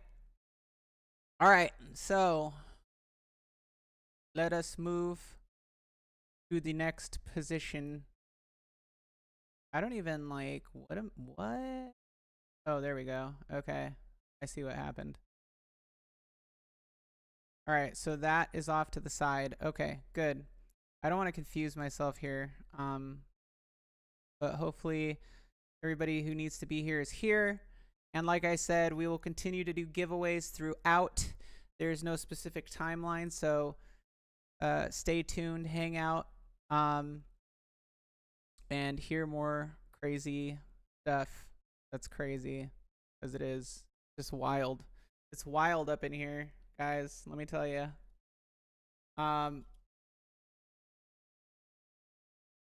Oh man, the FOMO is real. All right, let me pull this up for you guys. Why would they do this? Why do they do stuff like this? Really? Come on. Nope, that's not it. Literally no problem before. There we go. Bam. All right. So, the next thing that we're going to address is going to be this right here. Updates on the Smash JT case. Now, I find this, once again, this is something that I find fascinating. And I find it fascinating for many different reasons, but mostly just because of Smash JT's arrogance to like continue doing what he does, I guess. Making videos. And look, it's just my point of view. All right, it's just my point of view. But I think that it's very foolish to continue making videos when you're kind of in a way like enforcing the idea that the behavior you're doing is in a sense ongoing and harassing. Now, I can also see that he would be doing it in a defiant way, to be defiant and be like, "Meh, free speech," and whatever, man. But anyway, let's take a look at the most recent update, which was today. Okay, and I know he made a video about like he's made like 2 or 3 videos in the last couple days about Mercante. So the latest update was that on the 25th, he served a motion for stay. Okay, so what that means is basically that he is saying he does not want to move forward with discovery. All right, and if you guys don't know what discovery is when the court allows like things to be subpoenaed from your social media, even your phone numbers, and it gets wild. It gets crazy. Okay? And the funny video that I saw that Smash JT made was, the title was something along the lines of Mercante wants to go to discovery. Like evidence, exactly. Well, no shit, she wants to go to discovery. Like she legit, I mean, she understands what discovery is and she wants to go there. So that's kind of telling. I mean, either she's totally self-destructive or there's definitely strong evidence that is going to support her argument. And so based on the current case, I've actually had a breakdown here. And I'm going to take you guys to the August breakdown, okay? Okay, so on August 5th, the parties file Rule 26F, Planning Meeting Report, which is their step towards discovery. On the 20th through 22nd, Tarzia moves to stay discovery until the dismissal motion is decided. Now, here's something interesting that you guys might not know, okay? If Judge Brody, she's going to take longer to rule on a case dismissal. So she's going to take much longer to rule on the motion for dismissal than she is to make a decision about stay discovery. And when I say longer, I mean like into next year. Because there has to be something to substantiate like whether or not the case should move forward. So on the 25th, so discovery dismissal motion is decided. So Tarzia moves to stay discovery until the dismissal motion is decided. Judge Brody gives him until August 25th to serve, Mercante until September 2nd to oppose, and the full motion to be docketed by September 3rd. So on the 25th, so Tarzia waits until the 25th. Okay, so think about this. He's waiting until the 25th, until the absolute last day to serve his motion. Why do you think that is, chat? Why do you think he's waiting until the very last day to serve his motion? Anybody? I'm all ears. I'm interested. Okay, and then Mercante almost immediately turns around, because she has until the 2nd to oppose. Almost immediately turns around and files a letter confirming she has served her opposition to the stay motion. Okay, so the current status as of today is the motion to dismiss is fully briefed and awaiting Judge Brody's ruling. Okay, she is going to rule on that motion long before she rules on a motion of dismissal for the case. So it's a classic delay tactic. The motion to stay discovery is in briefing. Mercante's opposition is in. Tarzia's reply, if any, due by September 2nd to 3rd. Judge Brody will then decide whether to freeze discovery, allow it, or allow limited discovery while the dismissal is pending. Okay, I asked ChatGPT based on this case, and this is totally like non-biased, because you guys know I'm not taking sides here, but I do lean towards the fact that I know how Smash JT presents things, and I know that, like, based on the facts, that what he's going up against here is not in his favor, because of his own actions. So I asked ChatGPT, what is the probability, in theory, what will be the breakdown of the next fork in the road? And meaning, so what's going to happen? Is Judge Brody going to grant him his request to stay discovery, which means to, like, hold it off until the case is dismissed? Or so what ChatGPT told me is full stay granted, discovery frozen, 25% probability. Judges sometimes grant full stays to avoid wasting resources if a dismissal could wipe out the case, but the severity, ongoing nature of harassment here, with 60 plus videos, death threats from people, job loss, makes a total freeze less likely. Stay denied. Discovery proceeds, 30%.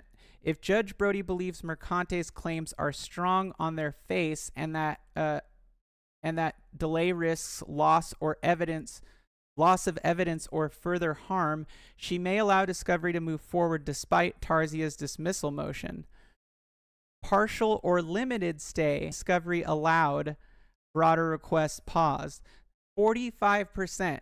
So there's a 45% probability that Brody could rule partial or limited stay, which is the most likely ruling according to ChatGPT based on everything that is here. Most likely, courts often split the middle, allow Mercante to subpoena YouTube, Google for preservation, collect key evidence of threats and monetization, but hold off on deeper financial or third-party discovery until dismissal is resolved. And you guys have to remember that Smash JT has made a ton of money off of the topic of Alyssa Mercante. I don't know exactly how much. I know what she said. I don't know exactly what the numbers are, but I do know, based on my own use of YouTube, based on what I know, that it's a good amount of money. Okay?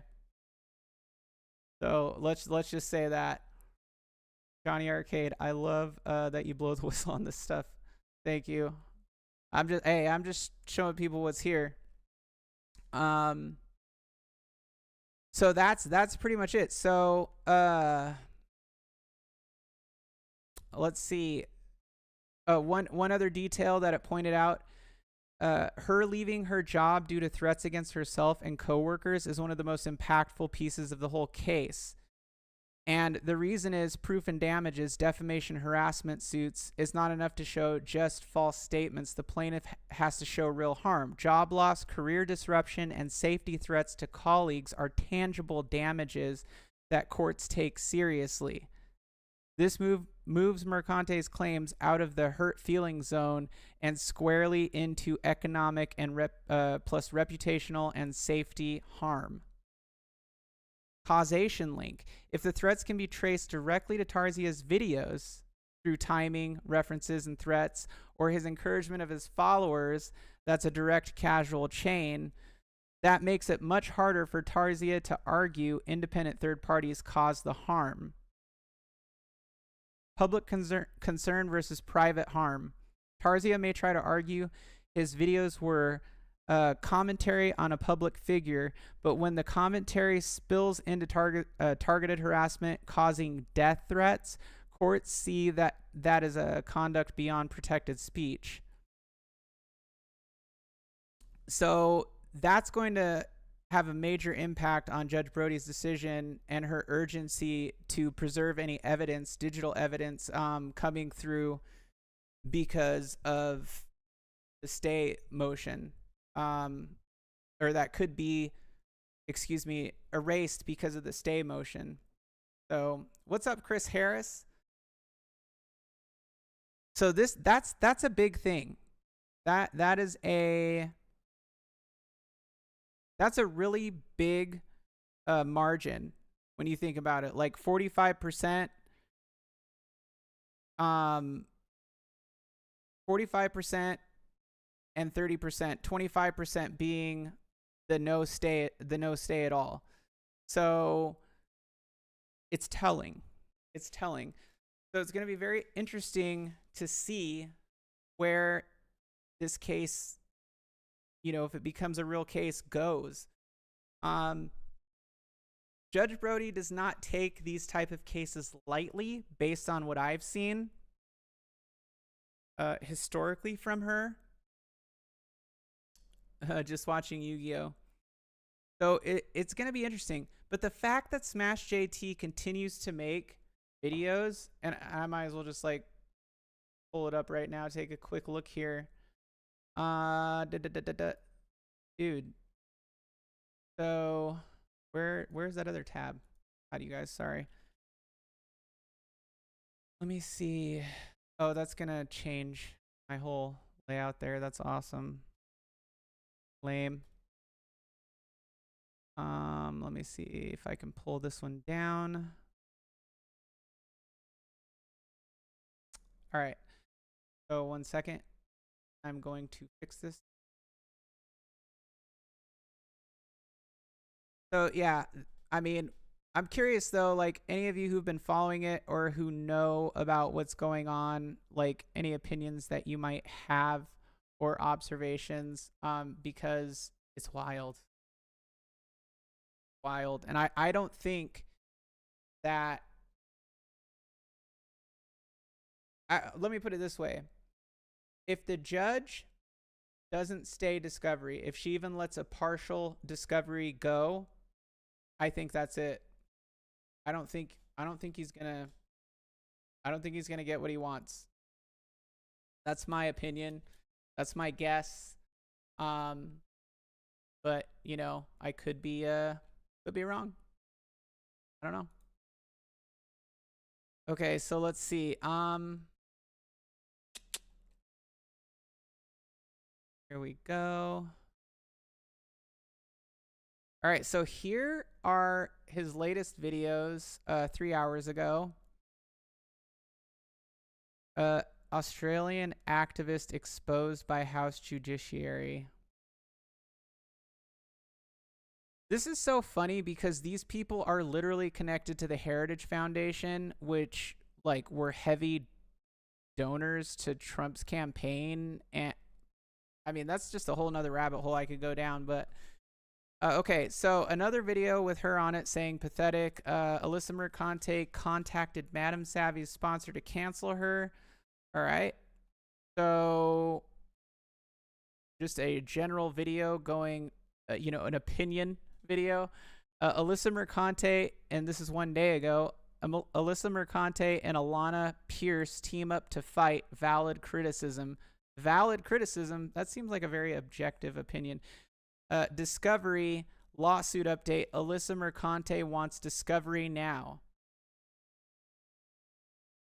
So 3 videos since the whole motion to stay was served. 3 videos. So it's almost like he's trying to antagonize her, is what I would think.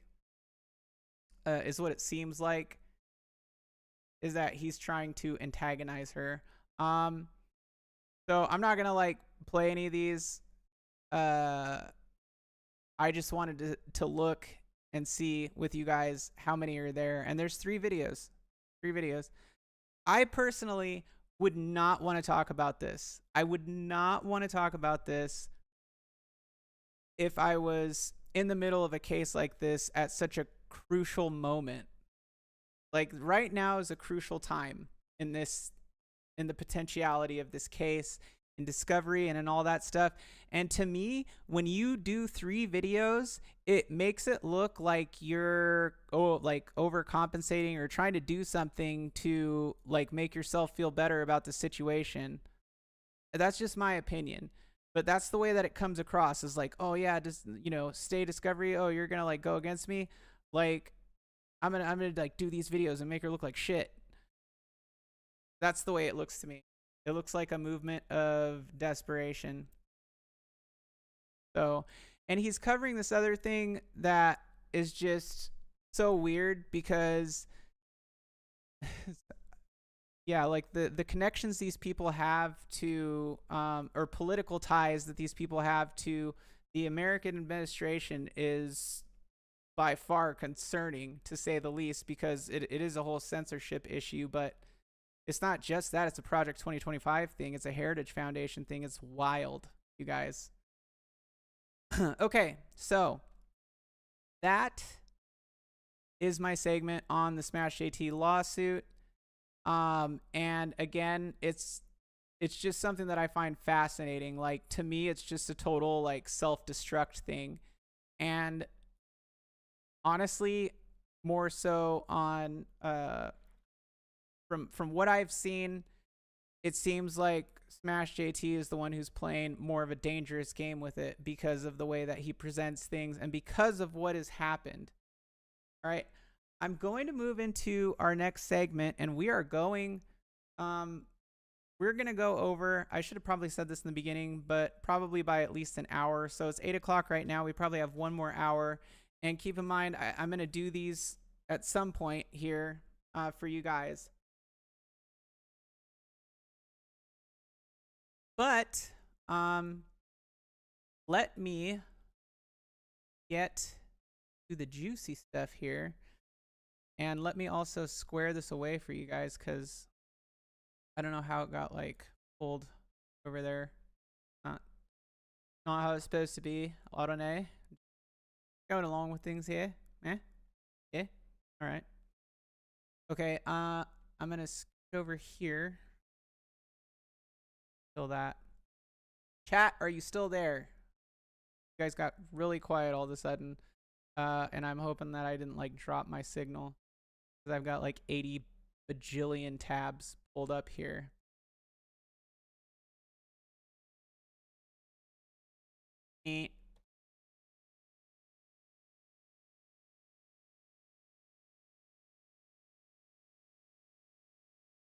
We are here. Okay, cool.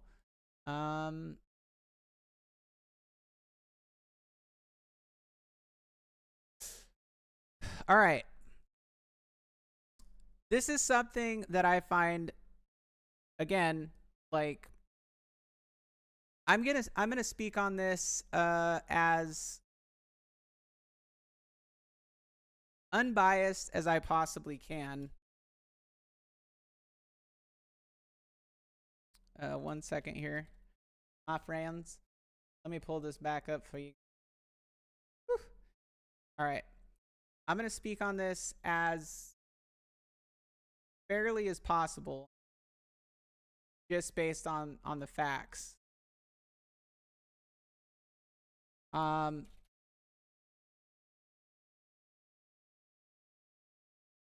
So let me pull this up.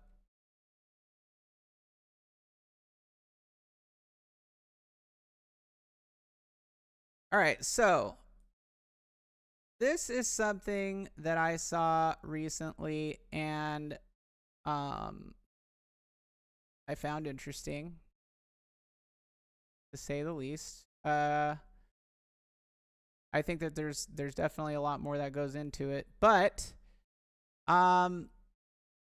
another home arcade debacle, so to speak,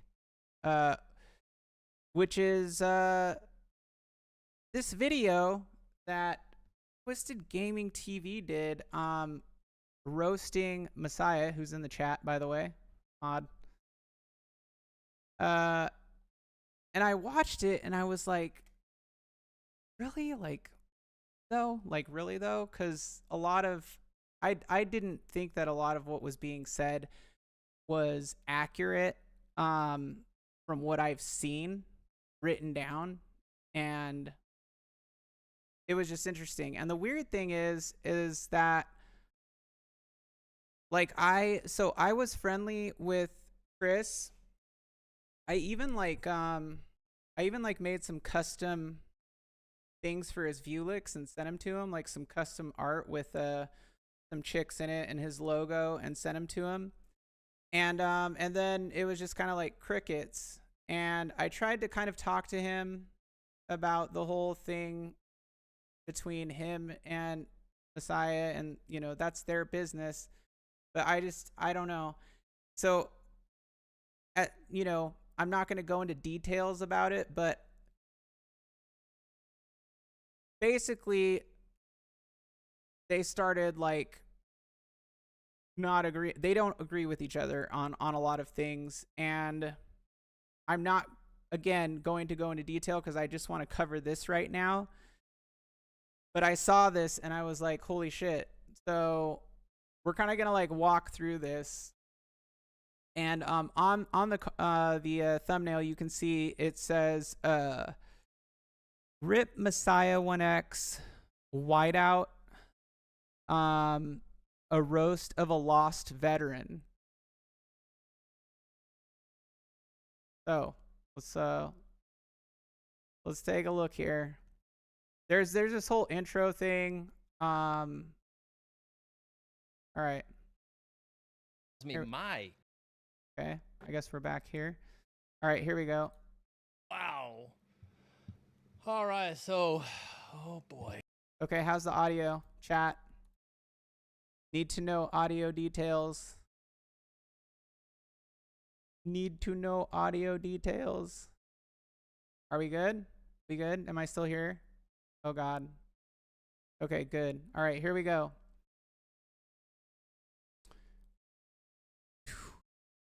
Okay, got some stuff to cover here. Whew. Now, one thing I will say before we get into this is I have always seen Chris saying that he doesn't get involved in drama, and that, you know, he doesn't need any drama, like let the haters say whatever they want. That's always been what I've heard or seen him said. So if it's contrary to that, I don't know, but that's what I've seen. Yeah, so I wasn't going to do this. I went back and forth because I usually ignore all the Mickey Mouse crap. I've been pretty good, I don't know, for the last probably year and a half on the drama. Okay, so that part, I don't think that's, I mean, like, I don't know if he means like live streaming or not, because I have seen him comment on a lot of like drama things that these guys call drama, you know. I've seen a lot of like comments there, and so I'm like, all right, that's that's kind of like weird first off, because, you know, it seems just like really the opposite of what I've heard him say or what he's told me. But then it begins. I've never liked this guy. And I guarantee half the people on YouTube that even know about him don't like him. You know? Okay, so the weird thing about that statement that he's never liked him, it's an interesting statement because if we go back over here, or maybe over here, he can be seen in Messiah's live stream on the chat talking to Damien Deal With It, I think is the guy's name. And this is like a long time. This is like almost 2 years ago. But this was when a bunch of crazy stuff happened with this guy named the Real Console Fanboy, who is, you know, a doctor, and he's claims that he is not an unlicensed therapist, but that's not what it says on his billet description. Anyway, Twisted was in here hanging out in the chat, and there's a couple other ones where you can see his chats, and he's in Messiah's chats, and it seems like, you know, things are fairly kosher. Like, I never got the alarm that he didn't get along with him or anything like that back then. Now obviously is a different story. Hold on, let me see. Oh shoot, I passed it. Boop. There's another one.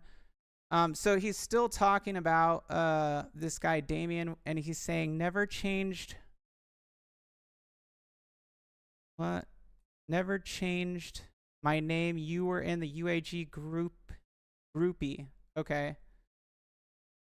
So he's arguing with this guy Damien, and then when you go over here, when Damien made a video about Messiah, claiming that Messiah made a racist picture about him, which is like a really bizarre claim to, like, it was very presumptuous. And you can see him saying, I 100% agree with you.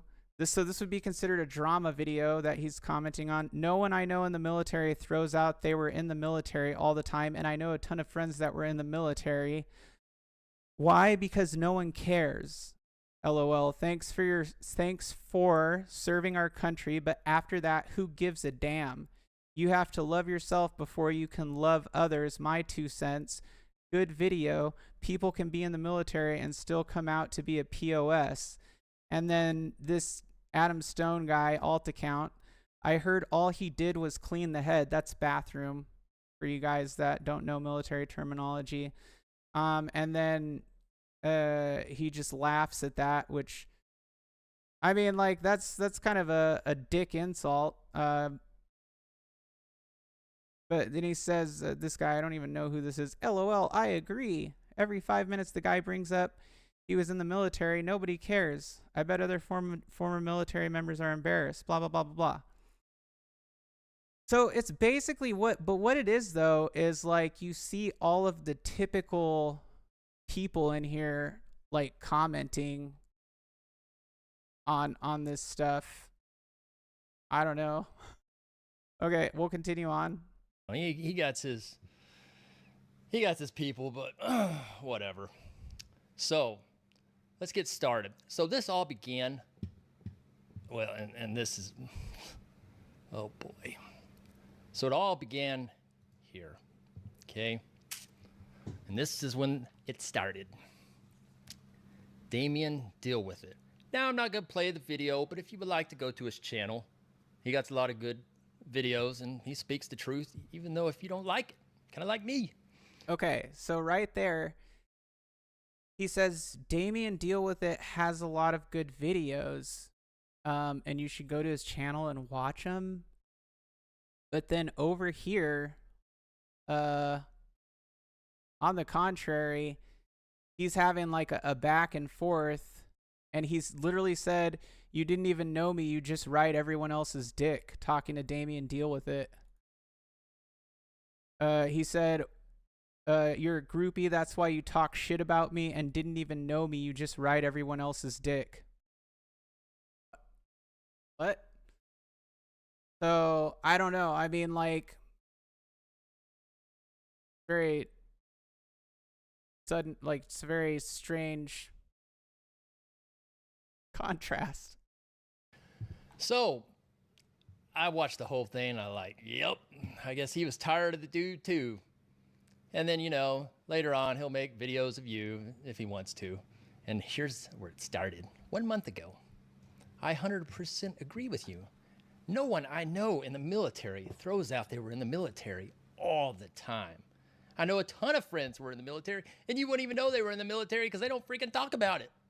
But he throws it up every time. And then, why? So I guess it bothers them.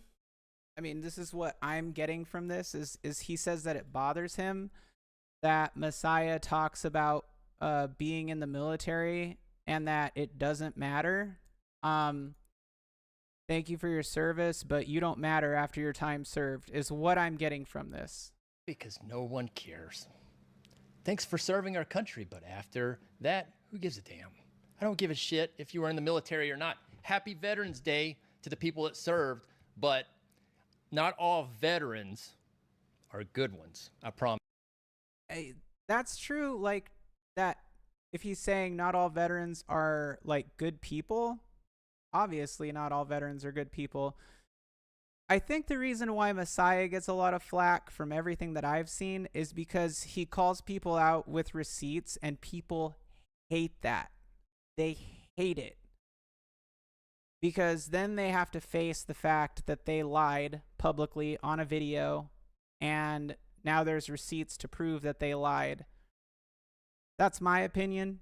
And that's what I've seen also, like, fact-based, is that he has receipts and proof that what these people are saying isn't true or that what they're doing is shady, et cetera, et cetera. I promise you that. And this is one of them. This is a turd box, and his channel shows, which we'll take a look at it. And we'll go over some content he made about me.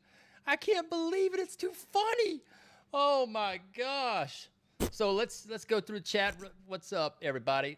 Damien, deal with it. John Gotti's here. The Rexer show's here. Mikey Yoon, what's up? Okay, so like the Rexer show, Mikey Yoon, Damien, deal with it. The typical group of people who you would expect to hear about in like the shady corner of home arcade. And that's just a fact. Look, Rexer threatened to dox me. He DM'd me and like just threatened to do all this stuff. And of course I have screenshots of everything. He lied about his court case with Arcade 1UP, and about what actually happened. And of course there's receipts for all of that. But I want to keep going here. Damien is just not relevant at all. And you know, most of those guys just do stuff just to like get attention from what I've seen.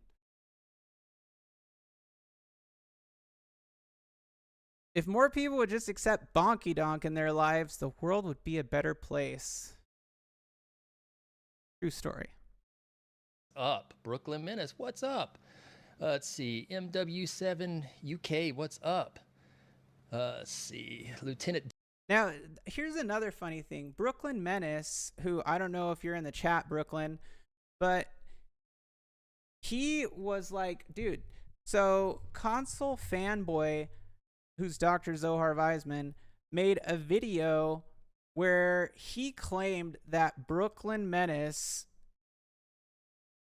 like gave him death threats on a video that Brooklyn Menace made in response to Console Fanboy because he's such a tool bag. And so I'm like so confused because I think Brooklyn Menace is friends with Console Fanboy now. Oh, you're here. So you and Zohar are friends now, which I'm super confused about that. Because he's such a bastard, and I don't know why you would ever trust him, or like I just don't understand that. I mean, to each their own, but that just, it seems really hypocritical after everything that he's done, in my opinion. This guy looks like too much of a coward to be in the military and jealous of who served. Woo! Woo! Woo! Damn.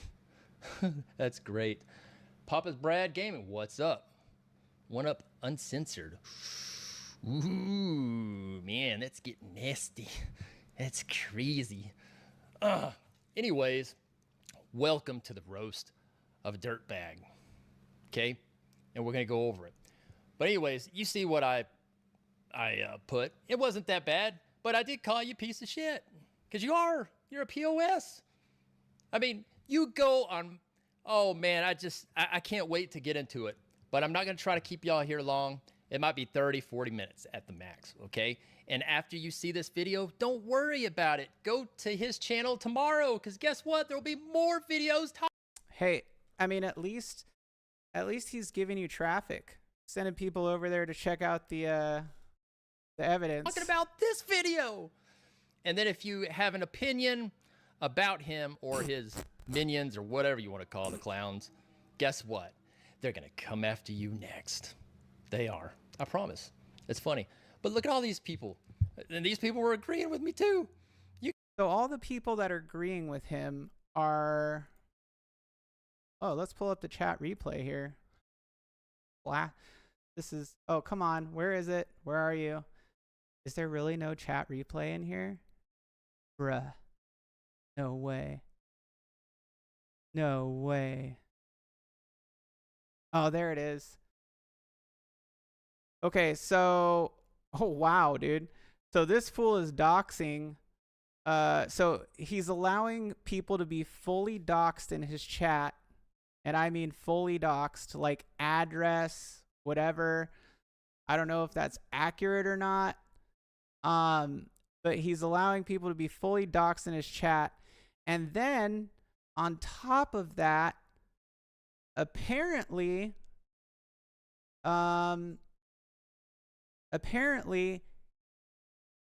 I don't know if he's responsible for this, but his homeboy, who he mentioned in the chat as being there and who commented on his video, actually, check this out.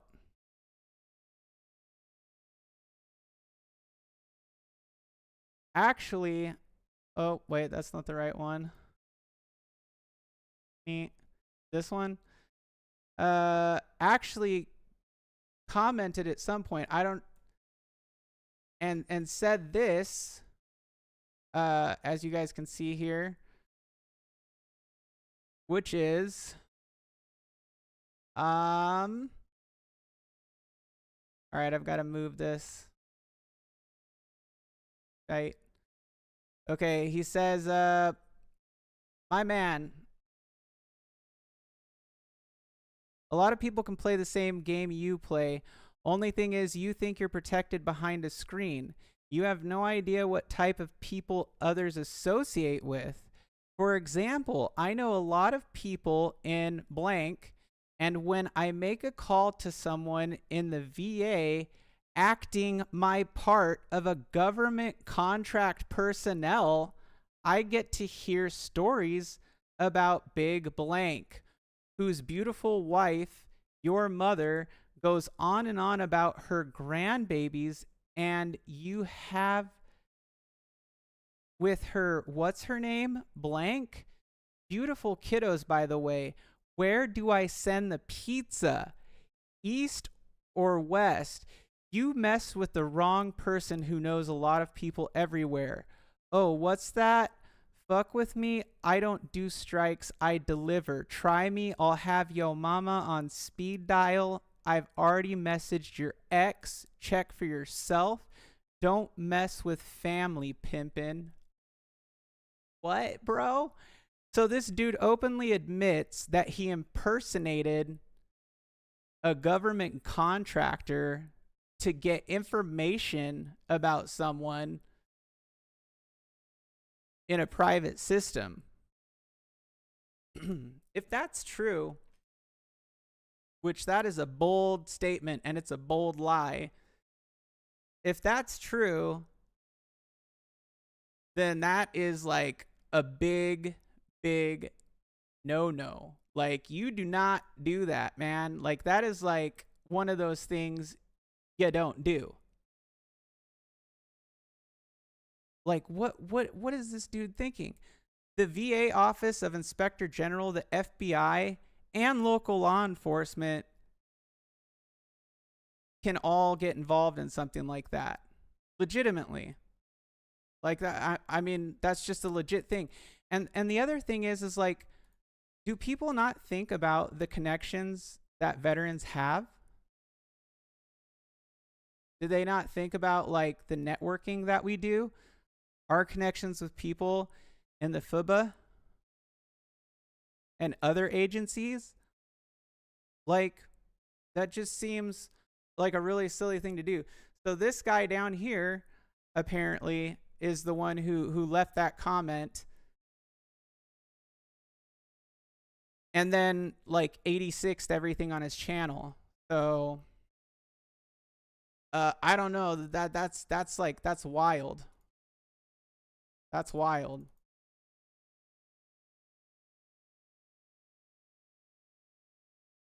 Who TF is Twisted Gaming?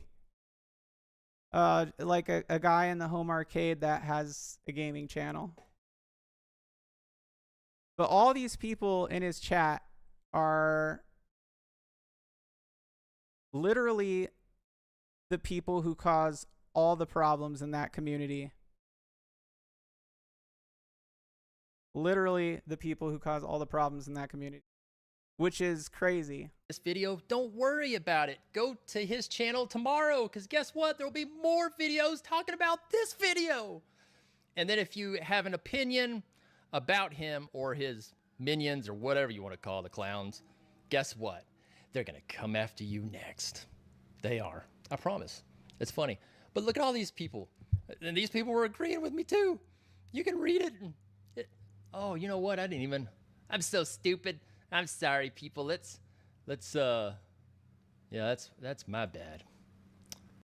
That's ever listed. You ain't him, dude. Okay, And so this is the comment video. on there. Go look at his videos. They do not comment because they're scared to get backlash, which me too. I don't give a shit.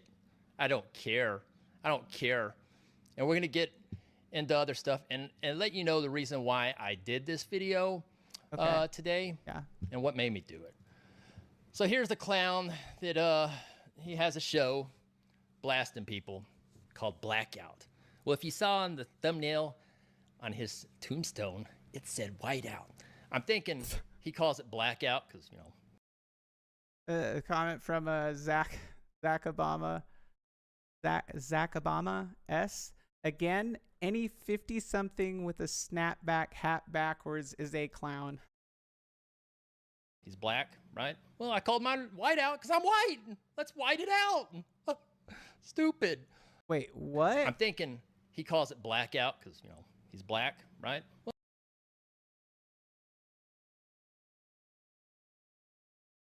Is that why you call it blackout?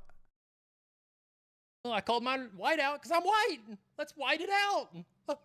Stupid. Anyways, let's go on to this horse shit. Okay, so the first video, I'm not going to play this one.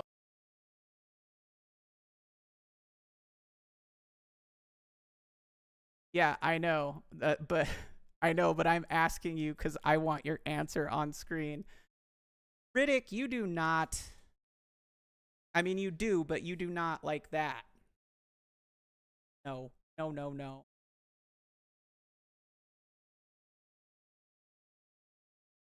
Okay. Make it about race. Yeah. Blackout. Blackout is a military term that comes from, I mean, like, you could just say like helicopters, but there's like brown out, black out. There's several other different ways that it can be used. It's funny that he literally associated it with the color of your skin. One, you go to his channel and you play, yourself. Now, the funny thing is about this is... Okay, so I guess this is the video that set him off. And this is on Messiah's channel. It says famous YouTuber preaches the truth in quotation marks. Look at there. Look at it. 3 days ago. Who commented on that video? Who commented? Please. Have you even seen that comment? I bet you YouTube withheld it. Tell me. Who commented? Me. Great context you made with the homeless video. So this fool goes on my Facebook, goes down all my funny videos I have, and most of them are gaming, except a homeless video, right? Oh my gosh. And I said, that wasn't my daughter in the car. And we're going to get to this because I made a video. Haters going to, oh, I didn't see that. See, the reason why I can't watch his videos is because I can't stand his voice. He got a super ugly voice, dude. And look, dude, you got a super ugly voice. Riddick's the man, dude. Bonky donk. Bonky donkin' for life. 281 subscribers on your Mickey Mouse channel. Ooh, you only have 281 subscribers. Which is weird coming from somebody who has like however many he has, like 18K or something. So it's weird that he, with his 18K subscribers, would be so worried or maybe insecure that he has to like make a video redirecting people to your channel. That just seems strange.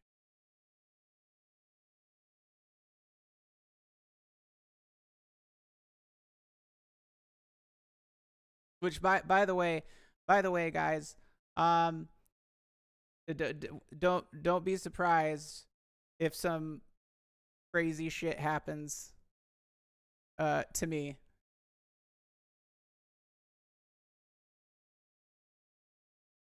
Because I'm covering this. 281 subscribers, over 600 videos, and you got a total view of 200,000 views on that many videos. Worthless. But he organic. He tells me my content is worthless. Now, see, I can play these videos if I want, because guess what? I'm on them, okay? And if I wanted to get these taken down, I could get them taken down, but I think they're hilarious. I think it's great. I told him, make all the videos you want, dude. It don't hurt me. That's fine. All right? Let's go back to the... Now let's watch some shorts. So... Okay, so here's my question. If somebody is saying, make all the videos you want, it doesn't hurt me, like, I don't care, then that should mean that, like, you don't even need to do anything about it, right? I mean, I'm just asking. Like, I'm genuinely curious. Like, that's the way that I take it, is if you say, do whatever you want, I don't care, then there's no reason for me to, like, make a video about it or whatever. That's my interpretation of it. Let that one digest. We're going to pause this right here for a second, guys, and we are doing our next giveaway. Actually, we're going to do this one. We're doing our giveaway for the either decorative but also playable high quality reproduction of Super Street Fighter 2 Turbo or X Grandmaster Challenge on the Dreamcast. So let us go over to our giveaway chat, and I'm gonna drop a link in here for you guys. Give me just 1 second. And we're gonna do this one. And then our last one will be the Tomb Raider giveaway. Wait, what? Oh god. This thing dropped the connection. It did. Crazy. All right, enter studio. Yep. Okay, there we go. All right, so Toxin was our last winner. Okay. No. We'll do Dreamcast giveaway. Okay. And then we're going to go here. Yeah. Then we're going to go create live stream and entering studio. We're almost there, guys. We're almost there. Enter studio. All right. And then I don't know why like that, but whatever. Okay. So this is currently live. Let me give you guys a link to this so I can plug you guys in over here. Good God, so much work. All right, content live. Apologize, guys. Apologize. My apologies for the delay here. Dreamcast giveaway. Okay. Dreamcast giveaway. It is live. Oh, wait. No. Okay. We are there. We're live. Go live. Okay. So link. Come on. Give me the link.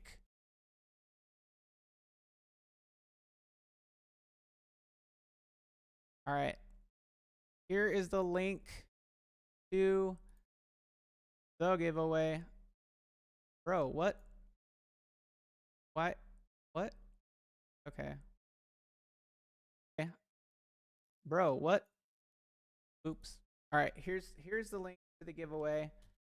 Sorry about that, guys. Coming in the chat right now. Boom. All right. So go ahead and head over to this chat. Make sure you keep that tab open so we don't get lost.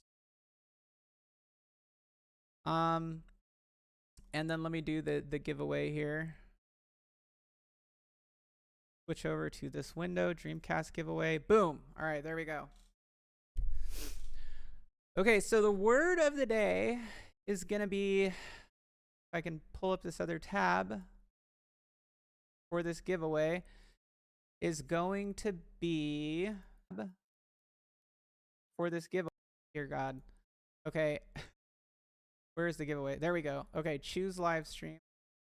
Sorry, it's not recognizing the, there it is. Okay, so we're going to do hashtag Dreamcast all caps. So hashtag Dreamcast in all caps. And collecting is starting now for the next 2 minutes. So go ahead, head over to that link and put hashtag Dreamcast into the chat if you would like a chance to win the decorative or playable also high quality repro of Super Street Fighter 2 X Grandmaster Champion. Again, if you have a Dreamcast, you can play it on there. If you don't, it's a great decorative piece for your game room or whatever. So, super cool. All right, Gio, you take care. Thank you for sharing your story and for hanging out. All right, chat. We're going to get through this, get this last segment, one more giveaway. Hey, look, when I go live, I do it big, all right? I do it big, huh? All right. We got about 1 minute left. 1 minute left. And I see. Okay, 1 minute left. Hashtag Dreamcast, all caps. All caps, guys. I think it registers, but all caps, just in case.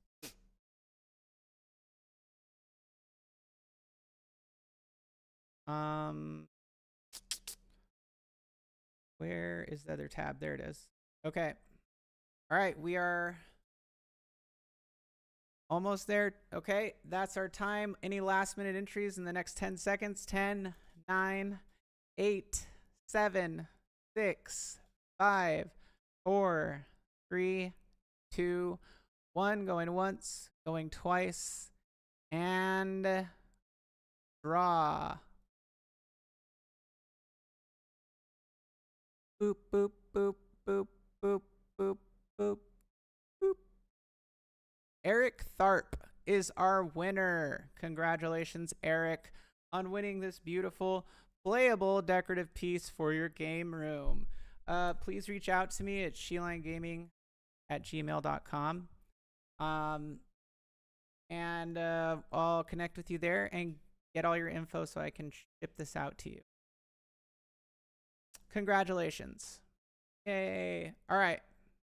Let's get back to this craziness.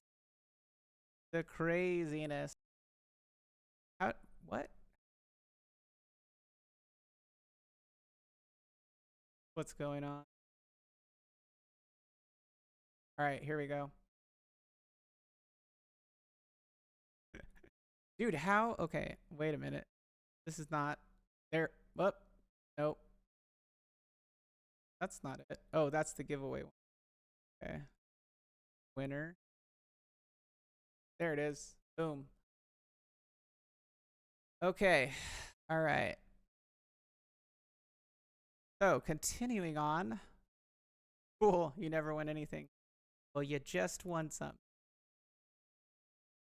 All right, guys. And we still have one more giveaway before the end of the show, which is this sealed copy of Tomb Raider Trilogy Evercade. Which, by the way, if you don't have one of their handhelds, they're actually pretty cheap. I think you can get one for about like less than $100. I experienced this drama vicariously through Jade as I refuse to associate myself with these people. Hey, I'm just watching. I'm just watching, man. I'm just watching this unfold and covering it. After and going based off of my previous experiences of just utter insanity. Let's see. After I made that comment on Damien Deal With It, guess what? We have a down. That's me. He took the picture of me off my Facebook because I had on my profile photo. So he sucked that off my Facebook profile, made me have Down syndrome. So he supports kids that have Down syndrome. Awesome, dude. Great character that you are. I don't make fun of people with special needs or whatever. Now, if you go on some of my videos and, I say the word, that you're not supposed to say these days, retarded. It has nothing to do with disability kids. That's not what I'm talking about. I say that word, retarded, because some shit is retarded. Some people are retarded. And stupid means like stupid. You're retarded. So if you're going to use the word retarded, I don't see how this is any different. To be honest. That's just my opinion. Okay? I have an ADHD kid, by the way. And well, you guys know about me, so. Talking about. When I say the word retarded, it means stupid people, okay? It doesn't mean disabilities. Let me get that clear, okay? Now, some other people might think I'm meaning different, but I'm not. But anyways, I got Down syndrome here, which is some crazy work. Now, I want to say one of the videos, the video before this he did, it told him I was racist and all this other crap, but let's play this crap. Yeah, exactly. There were times people want to start a race war. People want to start a race war. What does that even mean? What does that even mean? Either you make comments which are racially motivated and in a negative connotation, or you don't. And you let me know, all the viewers on this channel, have I ever said something racist? Okay, all the other bigoted white people in his chat, let him know if he's ever said anything racist. That makes perfect sense. On my channel? Damn. I don't think so. I had to sort of just free No, I don't think so. myself up to believe that it was okay to be stupid. I know or so. Dumb. To be a moron. Yeah, To be moronical. exactly. So he To be a uses moron. AI because he has no Like the dumbest Photoshop motherfucker skills that at ever all. lived. He You sits trying to at his piss off mom's next to house you all for a day, ping-pong competition? no job. That ain't retarded. See, now stuff like that is not like, it's not true. I mean, correct me if I'm wrong, but your mother's name isn't on the deed to your house, is it? In curious.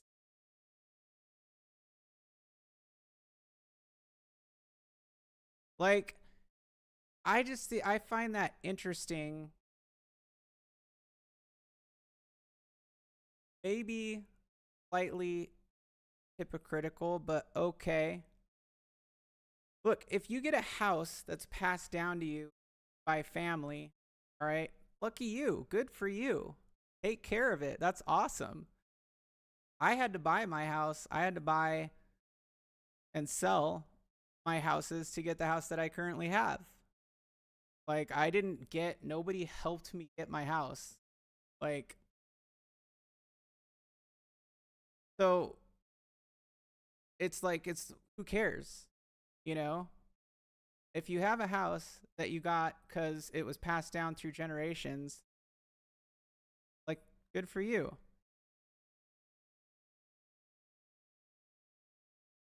He was a goddamn You're a war retired hero. veteran, You know any awesome. retired You war probably heroes? broke your leg on purpose, got retirement pay, You went and full there's that. retard, man. Okay, see, there you go. Things like that are like very disrespectful. Probably broke your leg. So this is supposed to be a roast. So it's basically just shit talking from my understanding of things that are completely non-factual. So this is somebody who's trying to tear down someone else with their opinion, and their angry opinion because of a video that Messiah made about him. And you sit on your ass. Never go full retard. Let's get retarded in here. I mean, what a clown is that? I mean, he's laughing at it. I mean, hey, even with Down syndrome, I still look pretty good. The beer still looks pretty good on there. So, and you know, you got a Rockstar game shirt, so that's always a win on that. And then, let's see. Oh my gosh. God damn it, Menta. Oof. This right here, dude. Now, he did a short right here. You can click on this. I want you to click on these videos yourself. And if you think this guy is a turd himself, hey, do yourself a favor and for the community. Report him. All you got to do is report his page, and they'll take the whole freaking YouTube channel down completely and delete everything. Okay, you see what he just did there? Does anybody see what just happened there? He literally just told everybody to go mass report. He told all of his followers to go get his channel taken down. Not even cryptically.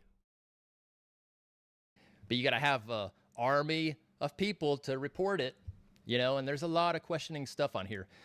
So this it seems very contradictory to say that you don't care, and then you're telling your entire audience to go and report the channel.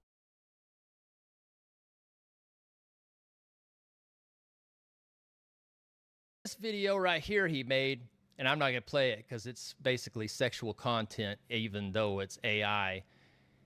It's two YouTubers, people that are known in the arcade community, and one's sucking the other off. I mean, wow, dude, wow. Sucking another, and I know who these two are, even if it's AI. I can tell their facial I can tell. I'm not stupid. But let's get into this shit, because this is what bothers me right here. The type of person I am is I always push for people to be successful. Yep. What? What? What did you just say? See that voice? Hold up. I can't. I could see why he wouldn't like it, because it's literally, he just said he always pushes for people to be successful, but I mean, he said he's never liked that guy and he's roasting him right now, like based on his opinions. So it just, again, just seems really hypocritical from my point of view. I always push for people to be. And then the fact that his friend who's in the chat right here, his friend who's in the chat literally in a comment publicly doxed, and he's allowing someone else to publicly dox him in the chat. That's crazy, dude. So his friend impersonated a government contractor and threatened him. He's allowing people in the chat to publicly dox him. And he's telling his audience to go mass report his channel. Okay? Come on. Oh, yeah, you always got to do an evil face, make people look ugly. I want you guys to understand the I mean, he said it. idiocy that's coming out of this guy's mouth.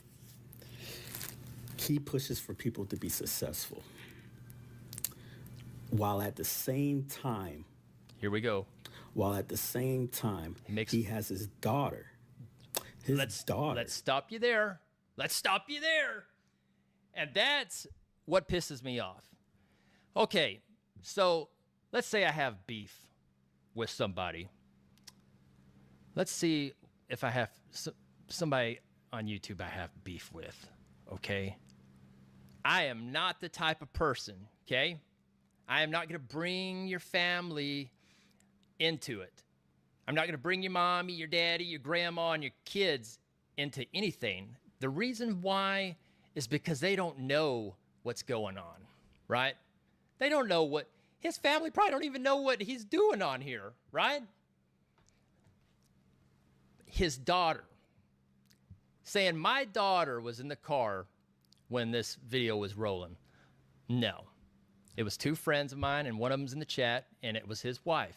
He heard of Okay, so it wasn't his daughter. chick's voice, and I guess it wasn't his daughter. he assumes it's my daughter. See, that's the problem with people.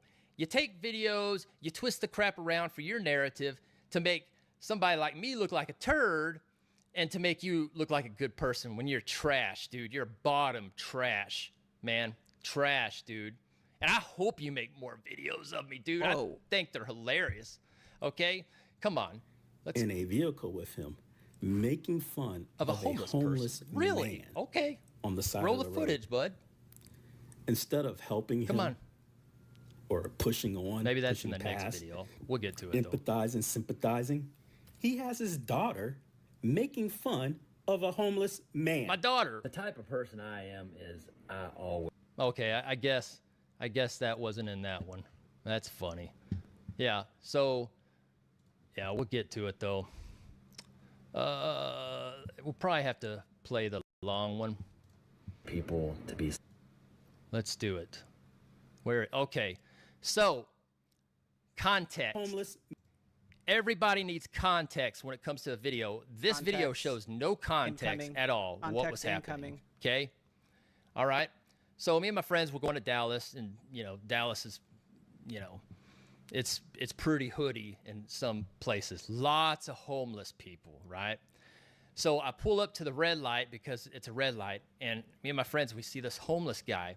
Well, before the video even starts, he's holding this device. I forgot what it is. It's some meter or something that's, you know, worth $200 or $300. And he's freaking beating it with a freaking stick, right?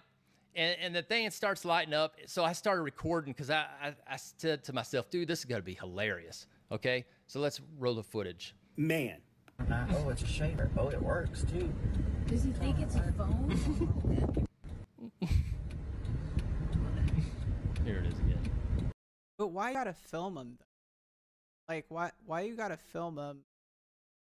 I mean, like, this is just from my perspective.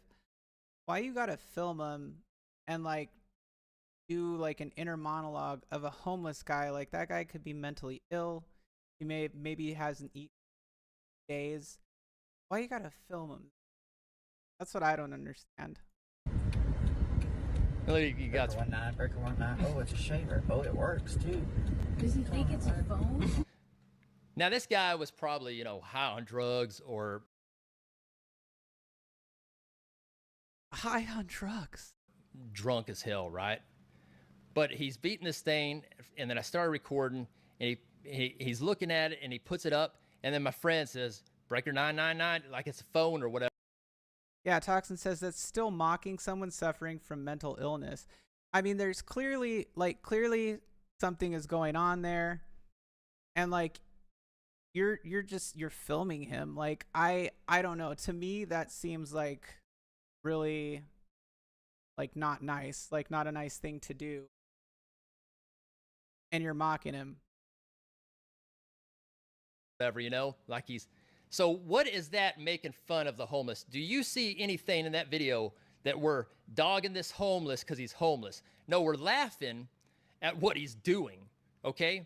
If it was a non-homeless He literally just said he's probably high on drugs or drunk as hell. person doing the same thing, would be laughing because what his actions were doing. You got to have context on stuff. And this video has no context at all. Successful. I mean, Okay, it didn't have context because you were wrong about his daughter. It was not his daughter in the video. And that is why the context was off. I'm trying to understand. I think that's why. Get real, dude. And let's go with these other shorts, because these are really concerning. They're concerning. He's supporting a guy that called us black men, people of color, the N-word. Okay, so now he's talking about the Cornercade, another YouTuber, or One Up Underground, or whatever, because they had beef and there was some words. What's up, Ritual? Oh boy. Breaking down this fun stuff here. But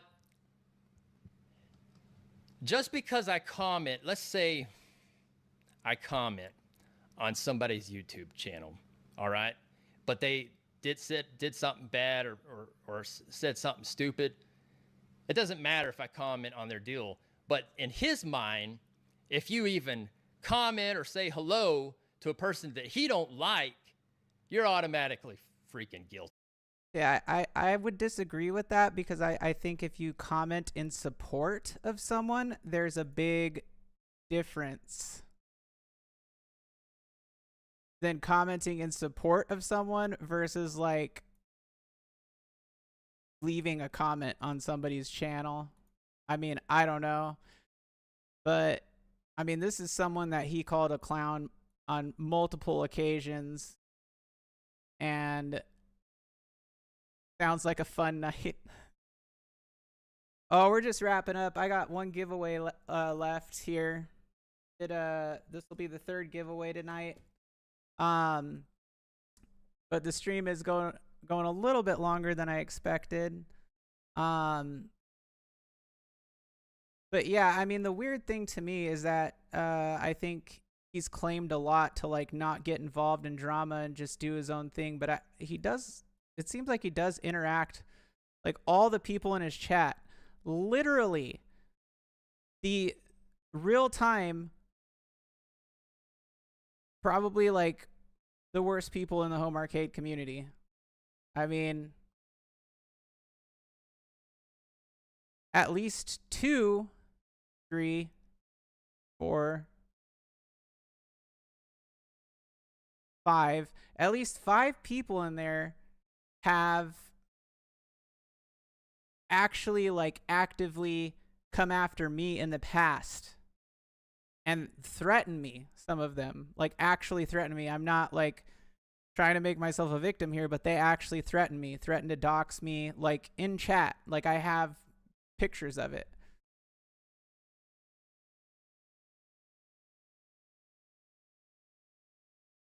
I find it highly hypocritical. Guilty. You're automatically guilty, dude. And that I support somebody saying N words or whatever. I never said an N word on this channel at all. But if anybody else says the N word, and I mean, smoke and mirrors, dude. I mean, let's get real. Whoa, wait. Were you gonna finish that thought? Harassed us who. Well, how come you couldn't finish what he was saying? It just turned into smoke and mirrors? What? Who has harassed you? What are you doing? Let me think about it. Who has harassed him? How about the guy who he has a short where he's calling him a clown and saying all you do is run your mouth, blah blah blah blah blah blah blah. How about that guy? It was literally threatened and harassed and publicly doxxed in his chat right now. Whoa. We got 43 people. We got millions of people in the chat right now. Whoa. We went from 43 to millions of people in the chat. Damn. He's talking about somebody else that harassed him and his clowns that he goes live. Okay, and his clowns. So now a police officer in DC and a DOD,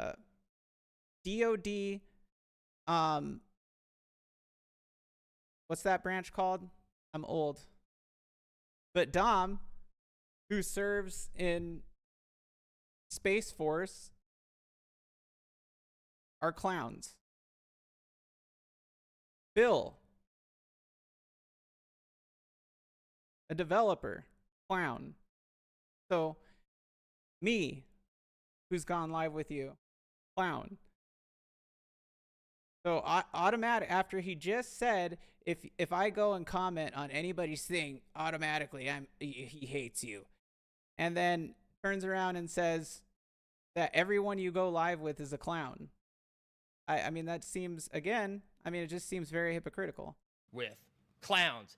You want me to, and one's named King? King what? Huh? And another one's named Prince? You ain't no prince and you ain't no king and you ain't no Messiah. I mean, get out of here. I mean, wow.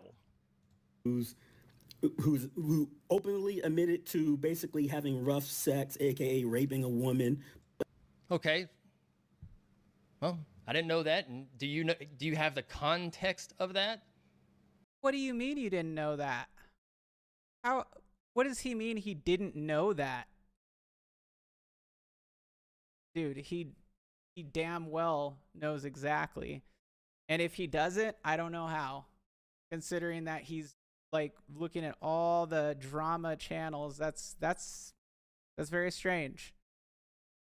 That's very strange. And there's literally receipts everywhere. Even if you do, who gives a fuck? It ain't my, let's see. How can I say this? Wait a minute. I'm sorry. I have to listen. Do you have the context of that? Even if you do, who gives a fuck? It ain't my, let's see. How can I say this? It's none of my business. Okay, so it's none of his business if someone that he has supported or associate with is sexually assaulting or involved in those kind of activities. Huh. Okay. What somebody else does. Okay? I can like a famous YouTuber, right? And think they're awesome. And then later on in life or earlier in their life, they did something crazy, right? All right. This sounds like a defense mechanism. This sounds like someone who has perhaps done things. I'm just speculating here. But every time I hear someone talk like this, it's usually a defense mechanism. I'm going to slap you, Mensa. It's a defense mechanism. Right? But I'm a piece of crap because I commented on their channel or whatever because of their actions. I mean, But here is Wow. Twisted Chris, someone who knows about children, who's we went go. through their own hell. Here we go again. We're talking about kids again. Yet I haven't talked about your kids or your ex-girlfriend or your mommy or your daddy or your grandparents. Okay? I haven't talked about them. I could. We could show pictures of your whole family right now because I got them. That's some twisted shit, ain't it? Okay, so you saying that he knows about kids based on publicly, like what occurred to him, which is very unfortunate, is apparently an invitation for him to show pictures of your family.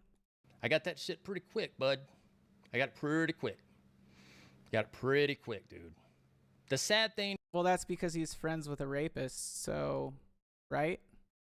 I mean, I'm just speculating based on the fact that he has the information that he has, so then he must be friends with someone who has done something like that, and that's just speculative.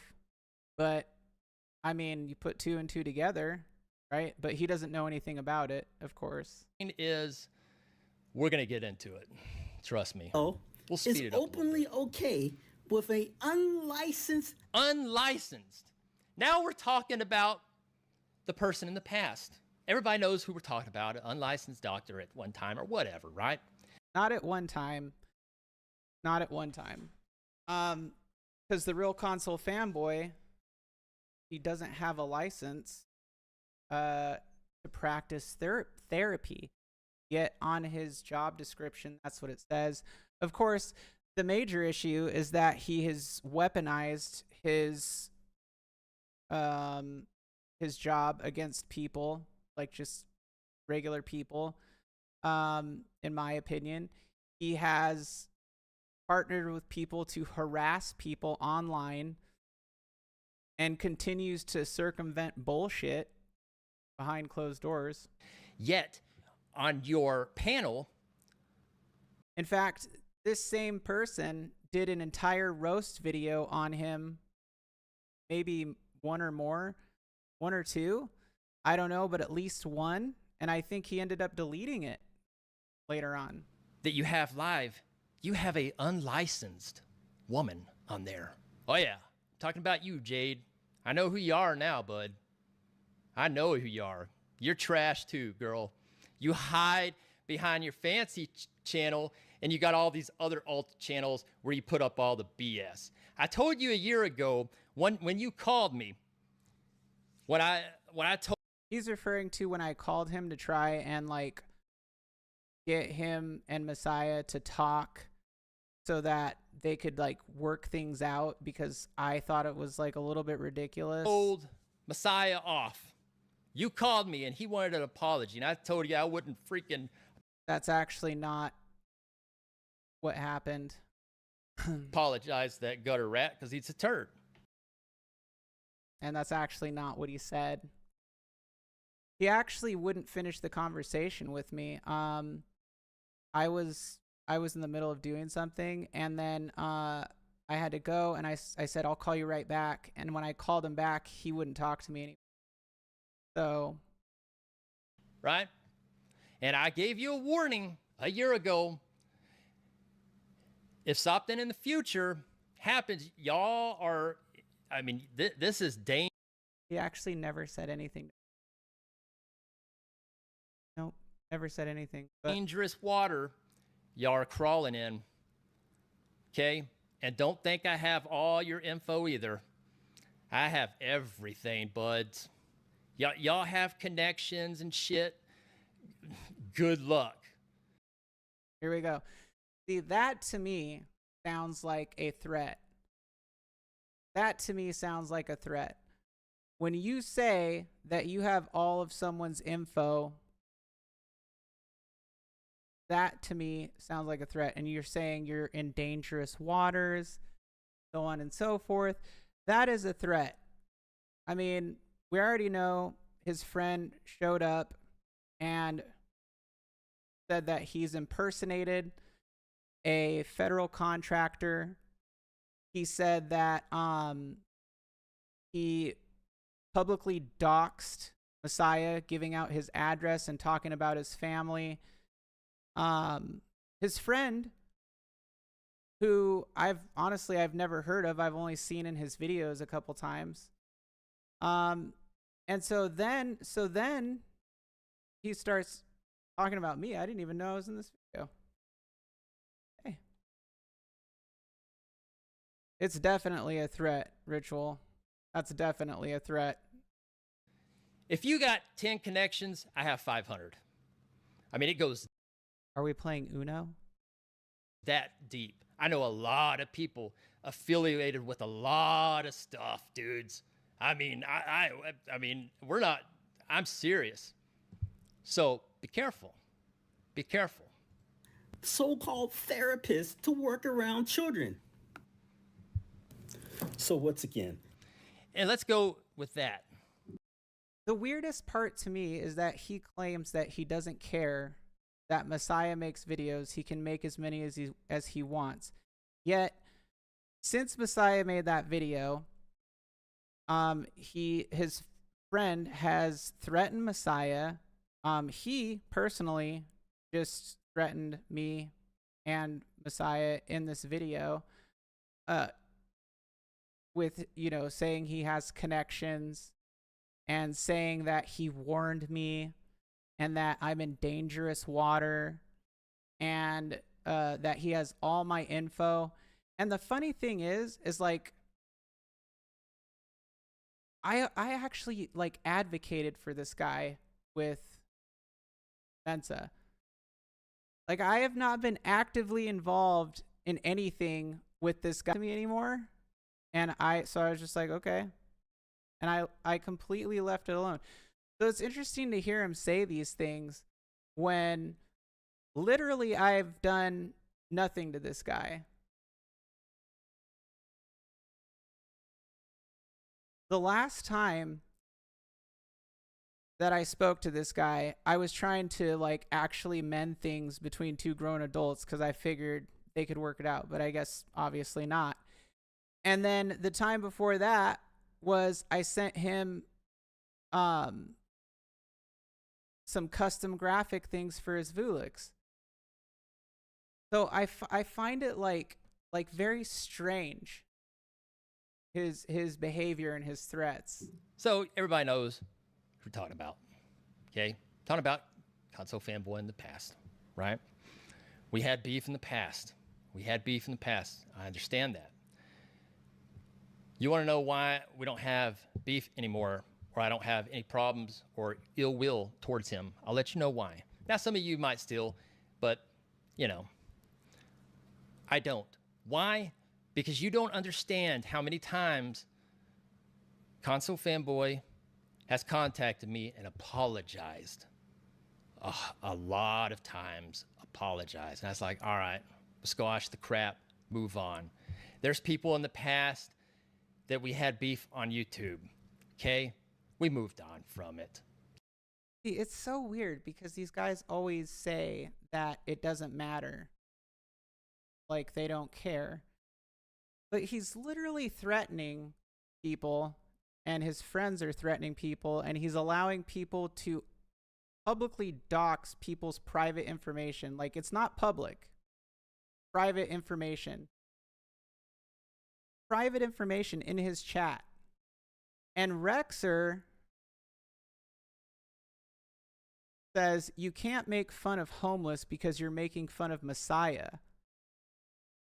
And Rexer and all these other guys in here are literally, this is just, to me, it looks like just one giant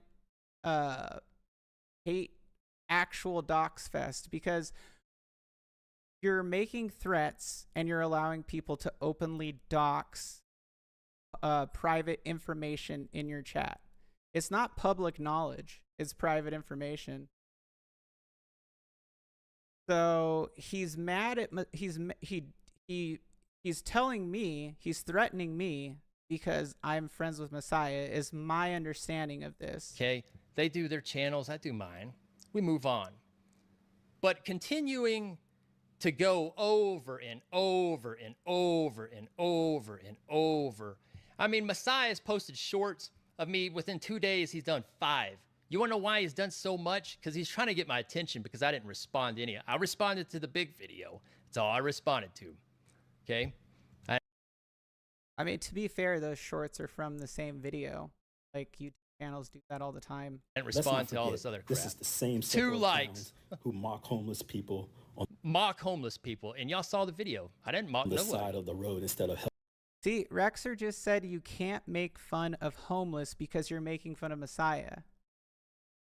And Rexer has repeatedly said things like Messiah is a bum, lives in government housing, etc., etc. Helping. Freaking gutter rat, man. That's what I call Messiah, gutter rat. Because that's what he is. He looks like one. And we can show personal pictures of yourself. I can show your whole family so everybody on YouTube knows exactly, who you are. Here's another thing that doesn't make sense. Like, I've never seen anybody showing his family except for him. So, yeah. Where you live, what you do. We can show all that. You want to know why I'm not going to do that? Okay? It's not that because I don't have it, because I do. I got it about 2 hours ago because I'm not like that. Okay? This is YouTube internet. He's not like that. So, he's making a video raging, threatening, and his friends threatening and allowing people to dox his private information in their chat. And then on top of that, threatens me. He threatens me when literally I have only advocated for this dude. And even when Zohar used to talk shit about him and Rev, I never acknowledged what Zohar was saying because I'm like, I don't have a problem with those guys. I don't even know them. Okay? Shit's supposed to be private. You want to talk crap and have roast fest backing each other all day long? Let's do it all day. I'm ready for another roast. Okay? Okay, but like, so if you get roasted though, then you're going to threaten people. Is that what I'm gathering here?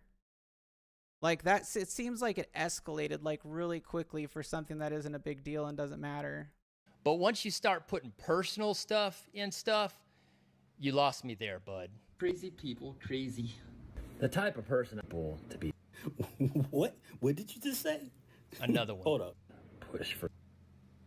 I want you guys to understand the such a trash voice, idiocy dude, that's coming out of this guy's mouth. He sounds pissed. Sounds like really pissed.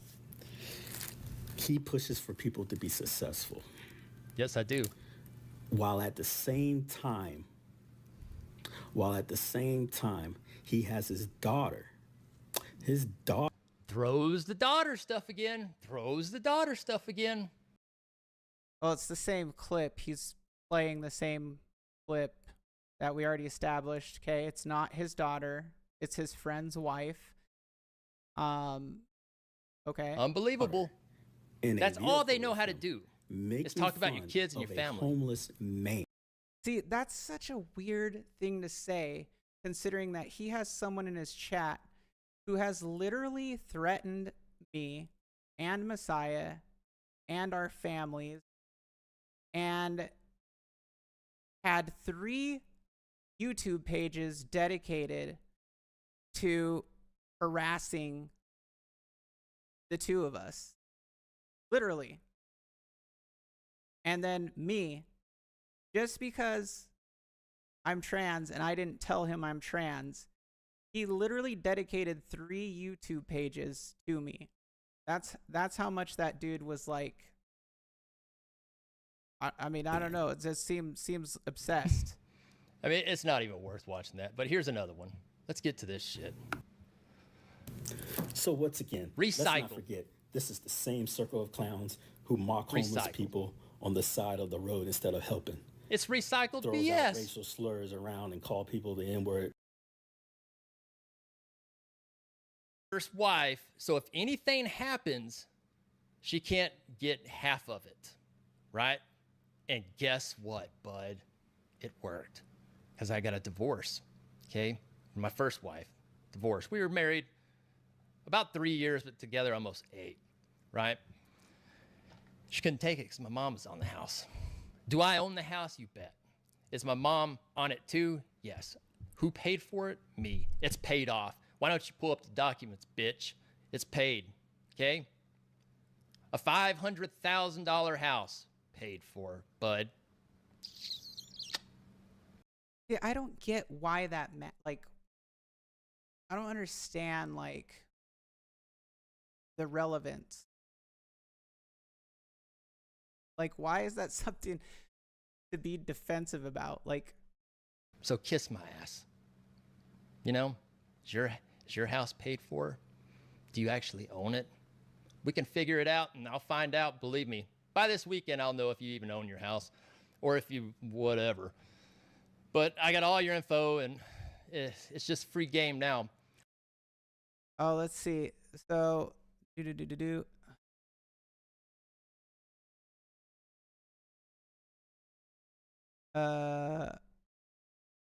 let's see. I'm looking at the chat over here, and he says he sounds like he is about to cry. Ashley says he sounds like he is about to cry. And then Roderick says chick with a joystick, and John Gotti says chick with a joystick, we go to work. What does that mean? We will be there?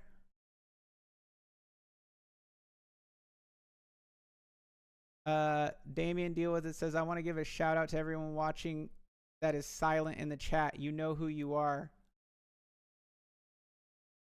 I don't know. I didn't even know this thing until this afternoon. I'm sure he thinks that like I was in there crying or something. Hilarious. No one, Steps Gaming says no one should bring family into anything from YouTube. Okay. Tell that to your friend. But I'm going to tell you this, though. The difference between me and you is this. I don't post people's personal life and personal business. This whole roast is nothing personal in your life about. It's just about this stupid-ass channel of yours. Difference between me and you, everybody in the chat, you remember this night. And when he makes future videos of me, because they're coming. And She-Line Gaming or Neon, what Glitch or whatever her name is now, she'll make videos too. I don't give a shit, okay? I don't care.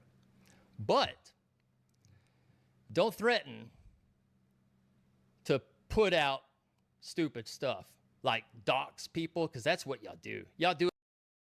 Bro literally has people doxing Messiah in his chat and isn't moderating. Private address that is not publicly listed. And like, I don't think he knows what doxing means. Doxing is when you take people's private information that is not public record and you put it out for everybody to see. That is true doxing. Just because you have access to public records and you talk about it,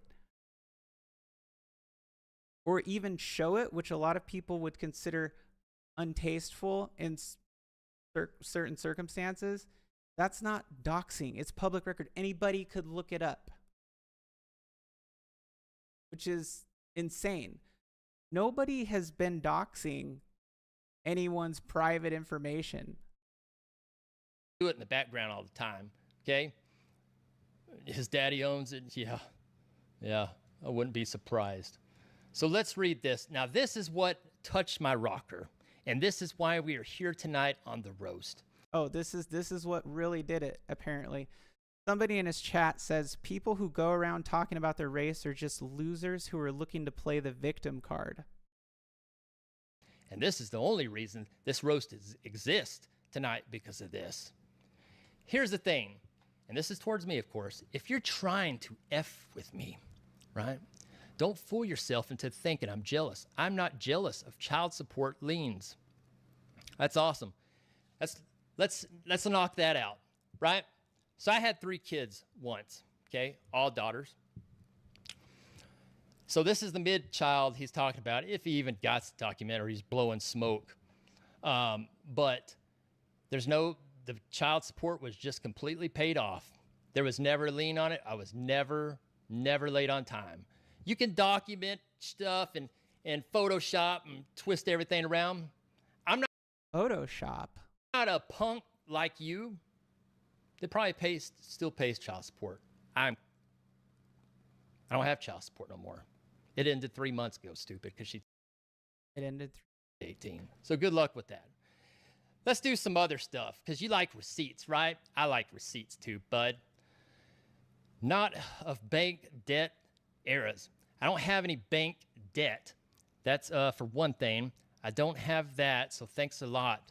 Now, you want to get my personal info, and y'all want to know my personal shit. Let's get with it. Do I have debt? Yes. I can tell you right now, if somebody came into my chat and tried to dox this guy or put his information out, it would get deleted immediately from my chat. I can tell you guys that right now. A little bit. The reason why is because if somebody came into my chat and threatened him or anybody, it would get deleted immediately. 4 years ago, when my second ex-wife, oof, this is messy, murdered, and I don't like talking about this shit, so you be bringing it up. I just want everybody to know how much of a piece of shit this trash is. When my 22-month-old daughter got killed. This is really a shitty, terrible. Murdered with my stepdaughter that was 6 years old, murdered, okay, by their mother.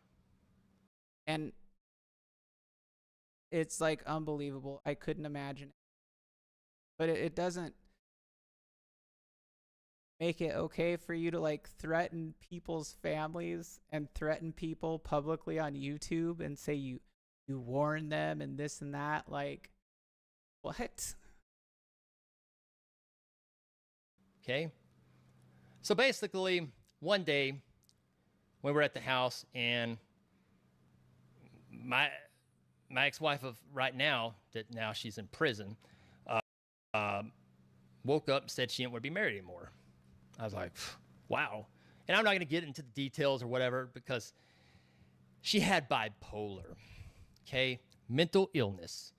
The same subject we're talking about is this Messiah clown. Mental illness. This dude has mental illness. Apparently he is a psychiatrist also. You can't tell me a normal person, look on my YouTube channel, Twisted Gaming TV, we're on, look at it. You can't tell I have mental illness on my channel, because I don't. Okay? Now I have a lot of depression, because I've been through a lot of shit in my life, right? Okay? But we're not going to get into that, because that's touchy. And you know, it's none of your business anyway, but you want to threaten to dox a person that don't give a shit? I'll dox myself. Who cares? Okay, okay. This is, well, it's certainly something. Yikes. Yeah. Definitely not a family violence stamped on a divorce file that wasn't sealed like you thought. Nobody sealed it, bitch. Okay? So let's get into that. Has there been family violence? Yeah, oh yeah. Oh yeah. Yeah, in the past. So my first ex-wife, we were having an argument one time. Whoa. And this was before, you know, we had, we had a phone line. Oh, this is wild, man. Eric Tharp says, depression is mental illness. Yeah. This is wild. All right. Wait, where are we? Okay. I'm sorry, guys, but we're gonna finish getting through this, and then I'm gonna do the last giveaway. Sorry, I haven't seen any of this. And this is the same damn house. So we were in the kitchen, right? And I don't have to tell you this, but you know, let's keep it real, because I'm a realist, bud. So we had a phone line. She was on with her grandma because she was all pissed off and we were fighting or whatever. And I was like, okay. And I told her, let me talk to your grandma. Okay, let me talk to your grandma because you're losing your shit right now, right? And she wouldn't. So I grabbed the phone, okay, started talking, okay? Are you listening? Are y'all following? I grabbed the phone. She ripped it out of the wall and it hung up. You know what happened, bud? Her grandma freaked out because she's in another part of the state. She called the cops. And guess what? I went to jail and I didn't even do nothing. I didn't hit no woman. I didn't do nothing. But I went to jail because they got to take somebody to jail.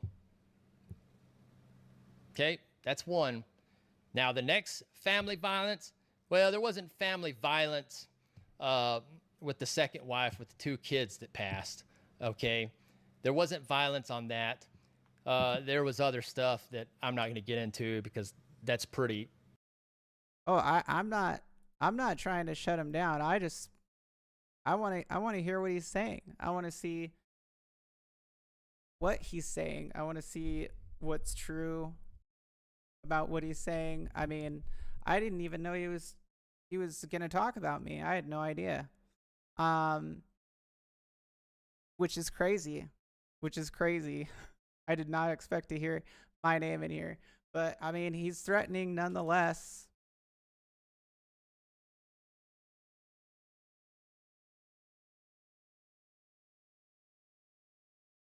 That's pretty personal and pretty deep. But when somebody is bipolar and they want a divorce, and then at the end they don't want a divorce, and they want to stay together, and I say, "This dude, I've already spent $30,000. We got to get the divorce. Let's get the divorce. Hang out still. Let's see if we can work on things, but get the divorce, and maybe later on we can, get back together." Okay. So then she went to she called CPS and the reason why I want to play this all the way through too is because I want the full context to be here. And I mean, obviously, since there's like threats being thrown around, like I want to make sure I hear everything. Said a lot of shit.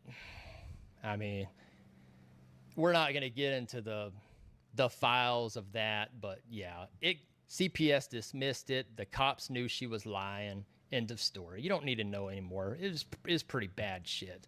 Definitely don't like that. Talk about that shit because it's fucked up.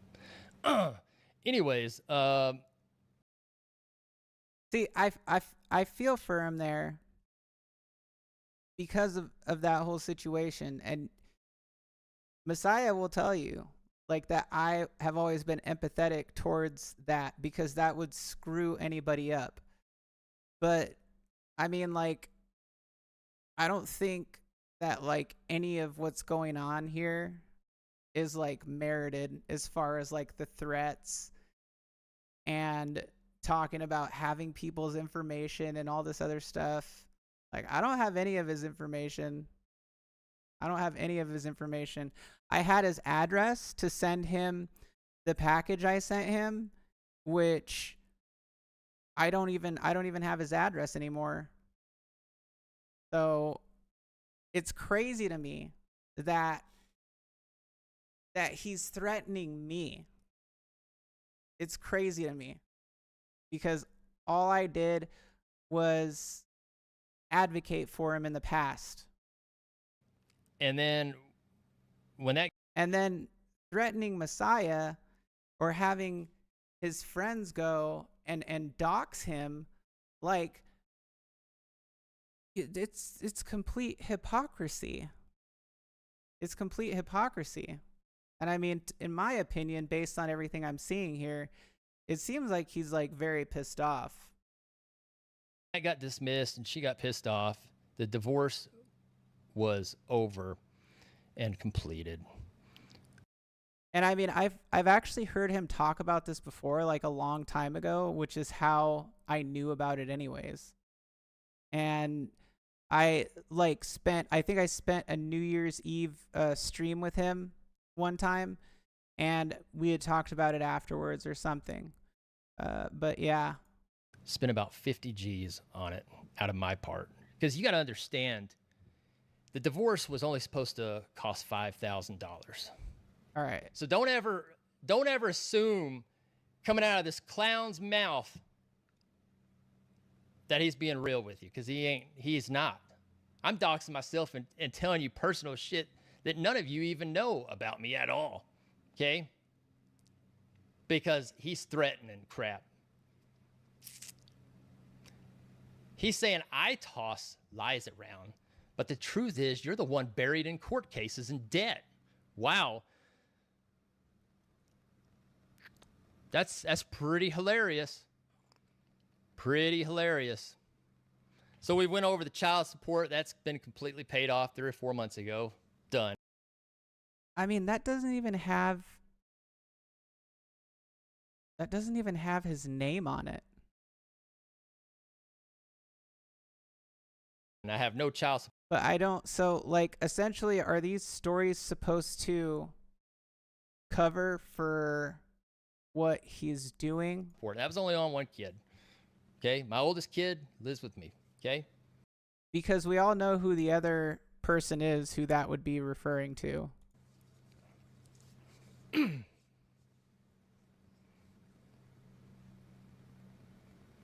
The Dusty Garage Flex you parade online is in a collection. It's a cover-up. Well, yeah, the Dusty Garage down there has a lot of crap. The garage that's in that video, I did the whole walk-up video. I mean, come on. We're in the game room now, turds. The garage is below. Okay? And but you just try to nick at people. You just try to do stupid. I can tell you I own more cars than you do. I definitely have more friends and connections than you. Okay, so I think his point that he's trying to get across here is that he's better than you. He has more connections. He has more money. He has more friends. He is smarter. He is everything that you're not. Right? Is that you do? That's what I'm picking up. Scary people. Very scary. Scary? What? Scary? Oh my God, dude. Stop projecting and learn when to stay quiet. And when you said to stay quiet, punk, hell no. And then we go to this, bud. Twisted Gaming Channel post.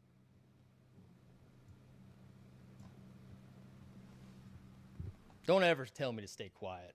No. Not when you're a clown show. Okay? I mean, you're definitely a joke. And I want people to go to his channel. Go in his posts. Go in his posts right here. Go on his posts. Go all the way down. Go on the way down. Bash is a YouTuber because the YouTuber's celebrating. He had a good month, 65,000 views. Congratulations, dude, that you got the views. You're mad. Wait, wasn't that? Those aren't your views, though.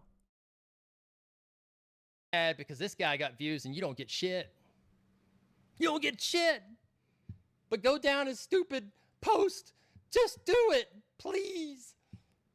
All right, so for context for everybody, that post was Rexer made a post about that.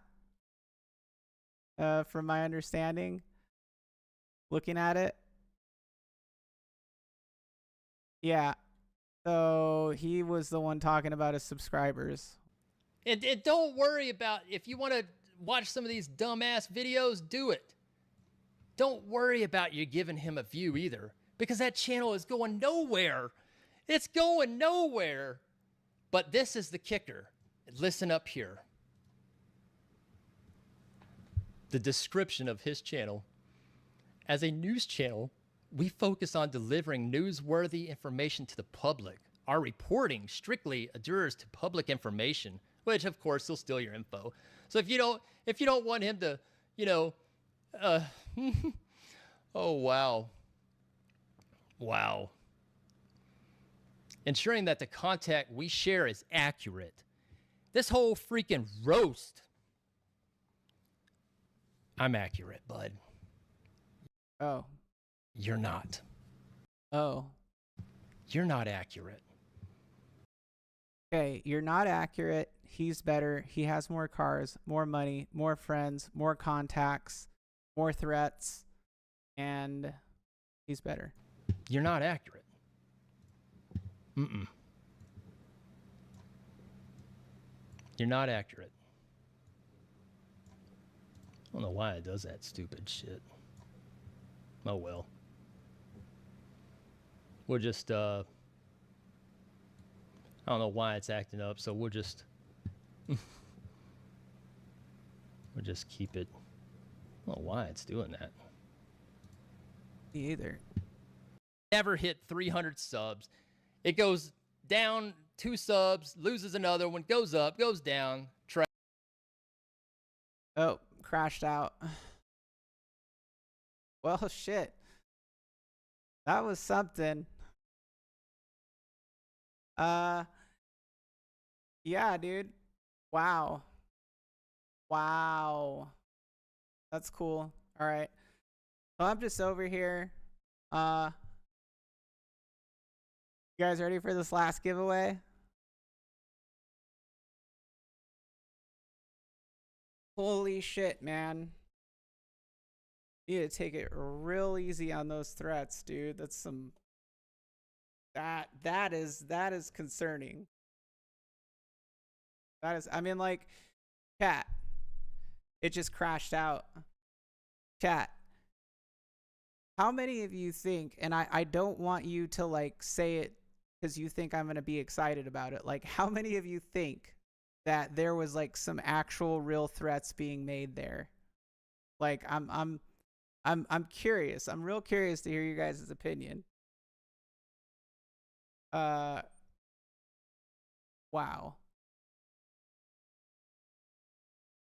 All right. Like, dude, I cannot believe he sent his friend, or his friend went over there and then doxed and threatened you. And then he's allowing people to do all that in his chat while he's preaching about how you dox people, how you allegedly dox people, but how you dox people, air quotes, and saying all these things. He's got literally the cornerstone shitheads of that community in his chat. Like, that is seriously wild. It never ceases to amaze me. And the craziest part is, I always was like advocating in the past for that dude because of Zohar, because of his past, and like that's a prime example of how you can try and make friends with people and they will just fuck your face.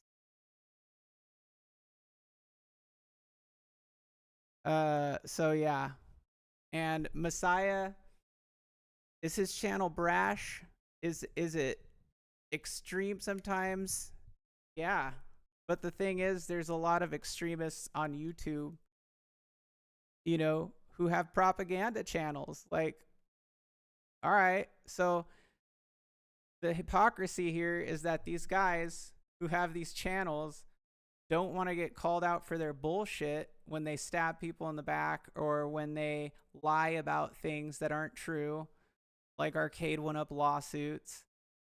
I mean, literally, I have been threatened to be doxxed by multiple people. And now he's saying that he has my private information. The only way you could get my private information is by hiring someone. Literally.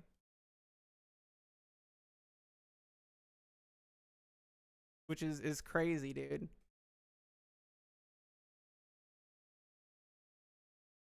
Somebody going on Google and looking up information that's there is not, and then talking about it or even showing it is not doxing.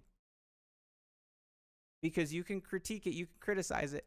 Now, if you threaten people with it, that's another story. You know, if you're saying, go to this person's address, it's public information, go to this person's address and threaten them, then that's completely different. It's completely different.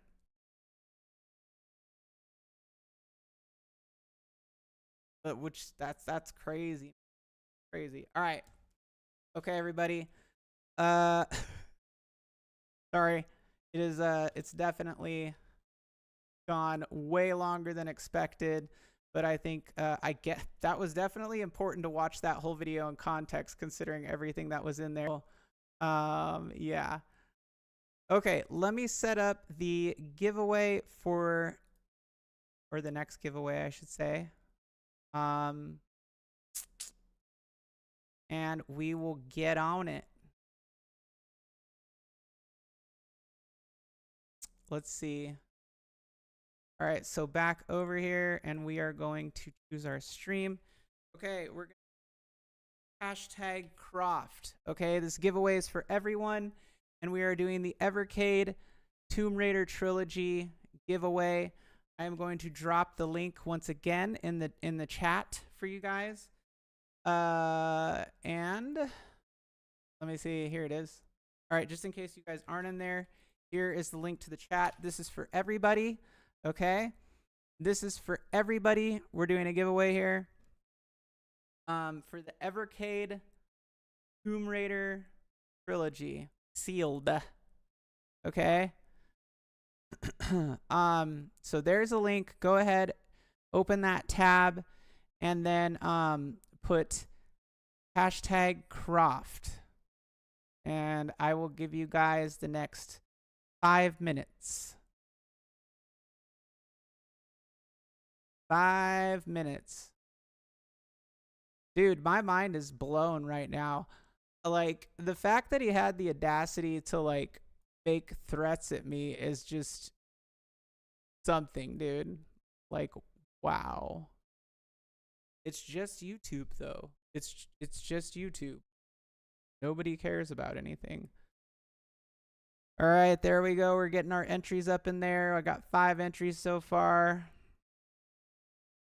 I said 5 minutes, right? Wait. 48? 9? I don't know. Well, 5 minutes anyways. But I just, like, I can't wrap my head around it. And then he says he doesn't care about having people in the community who have done things in the past in reference to SA. And I mean, I don't know if that's applying to the other Paretos as well, but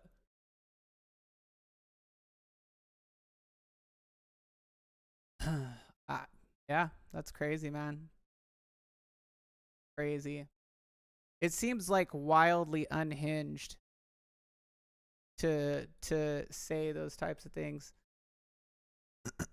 All right, if you just got here, if you've been here, hop over to that other link that's in the chat and go ahead and enter hashtag Croft to earn a chance to win the Lara Croft trilogy on Evercade. And we got about 3 minutes left. Ooh, Bushin says, Jade, I heard of a streamer named Sniper Wolf who went to another streamer's house. Doxing is serious. Oh, that's that like chick influencer, isn't it? That's crazy, dude.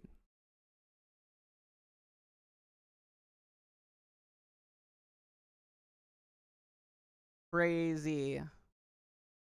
That was a lot to unravel. It was a lot to unravel. It was. All right, chat, come on. We got 6 entries. Are there like only 6 people in the chat, dude? What the hell? Has my audience been like 6 people this whole time? What is happening here? Oh, I guess I should go to the giveaway, huh? Giveaway. Let's see. Where's the thing? The lurkers don't want to expose themselves in the giveaway. That's hella lurkers, dude. I don't know. How many people have been in the chat? Because I don't see it. I don't see the numbers at all. What was my peak chat count? Anybody? Where the hell is this? Oh, there it is. Okay. Cool. All right. We got 6 entries. Really? Only 6 entries for this. Sealed. All right. It was like 45. Okay. 45. 40-ish. Close enough. Oh, 9:51. Got 2 minutes left. 2 minutes left. So somewhere around there. Okay. So 6 entries, 50 viewers, no big deal. So only 44 of them didn't want to be identified. Interesting. 1 minute left. 1 minute left. Yes, you did, and I carry YouTube as a career for some talent writers.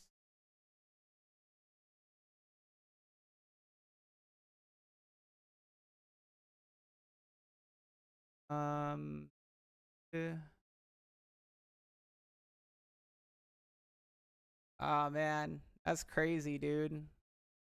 That's crazy.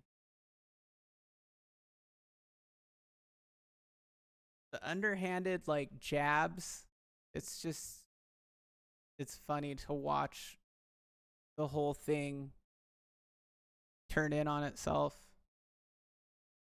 YouTube is a crazy mechanism for people. It's definitely like a trigger mechanism for a lot of people. But that happens all the time. What he says about people being gaslit. I mean, it's insane.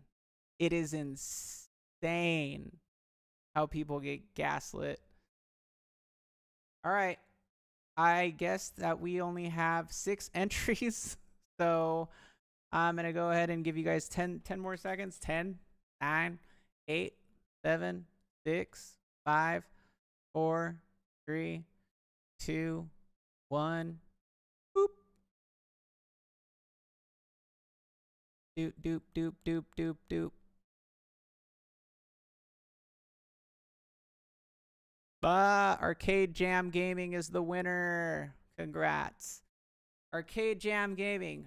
Reach out to me, shelinegaming@gmail.com, and I will get your contact information, whatever you guys use. Again, if you're a winner of the contest, Toxin, you can DM me. Everybody else, just reach out to me via email, shelinegaming@gmail.com. Send me your P.O. box, whatever address you're comfortable with me sending it to, and I will get these shipped out within the next 10 business days. I have a busy schedule, but I will send you a confirmation email with tracking once you guys do that. All right. And hey, look, you guys, the viewers, the channel supporters. This is all you guys right here. So thank you for your support. And that's how we can do fun things like this. So, but yeah, as far as everything else goes, we got about 5 minutes. I'm gonna give it 5 minutes to close because I like we're almost already there. So whatever. I gotta say, like, I'm taken aback by that live stream. It's kind of wild. Seemed very, very angry, very threatening. And it seemed very contradictory. And then yeah, as far as the rest of the stuff that we talked about, I'm interested to see where it all goes with you know, the Smash JT court case and all that fun stuff. Fun stuff. It's not fun though. I would not want to be having to deal with someone like that on either side, I guess, if they're both going at it, but still wild. And then again, I'm going to have in the comments Giovanni's a link to Giovanni's story, his experiences in the home arcade. So if you guys want to check that out, the link will be in the comments and in the description. So I'll add that in here as soon as we wrap this up. So yeah. Appreciate y'all. Everyone who showed up. Sean, Ritual, Eric, Messiah, Arcade Jam, Biggie, Bushin, CCC, Way Too Fast, B Kirby. Who else? Toxin, yeah. Oh, look. Shotgun Sean, of course. I think I already said that. Messiah, my moderator. Riddick. Insanity here, dude. Insanity. But yeah, if I miss anybody, thank y'all. Appreciate it. Riddick, you're still here. All right, guys. Y'all have a good night. Have a safe weekend. And hey, be careful out there on YouTube. It's wild. It's a jungle, baby. Till next time, I'll see you guys then.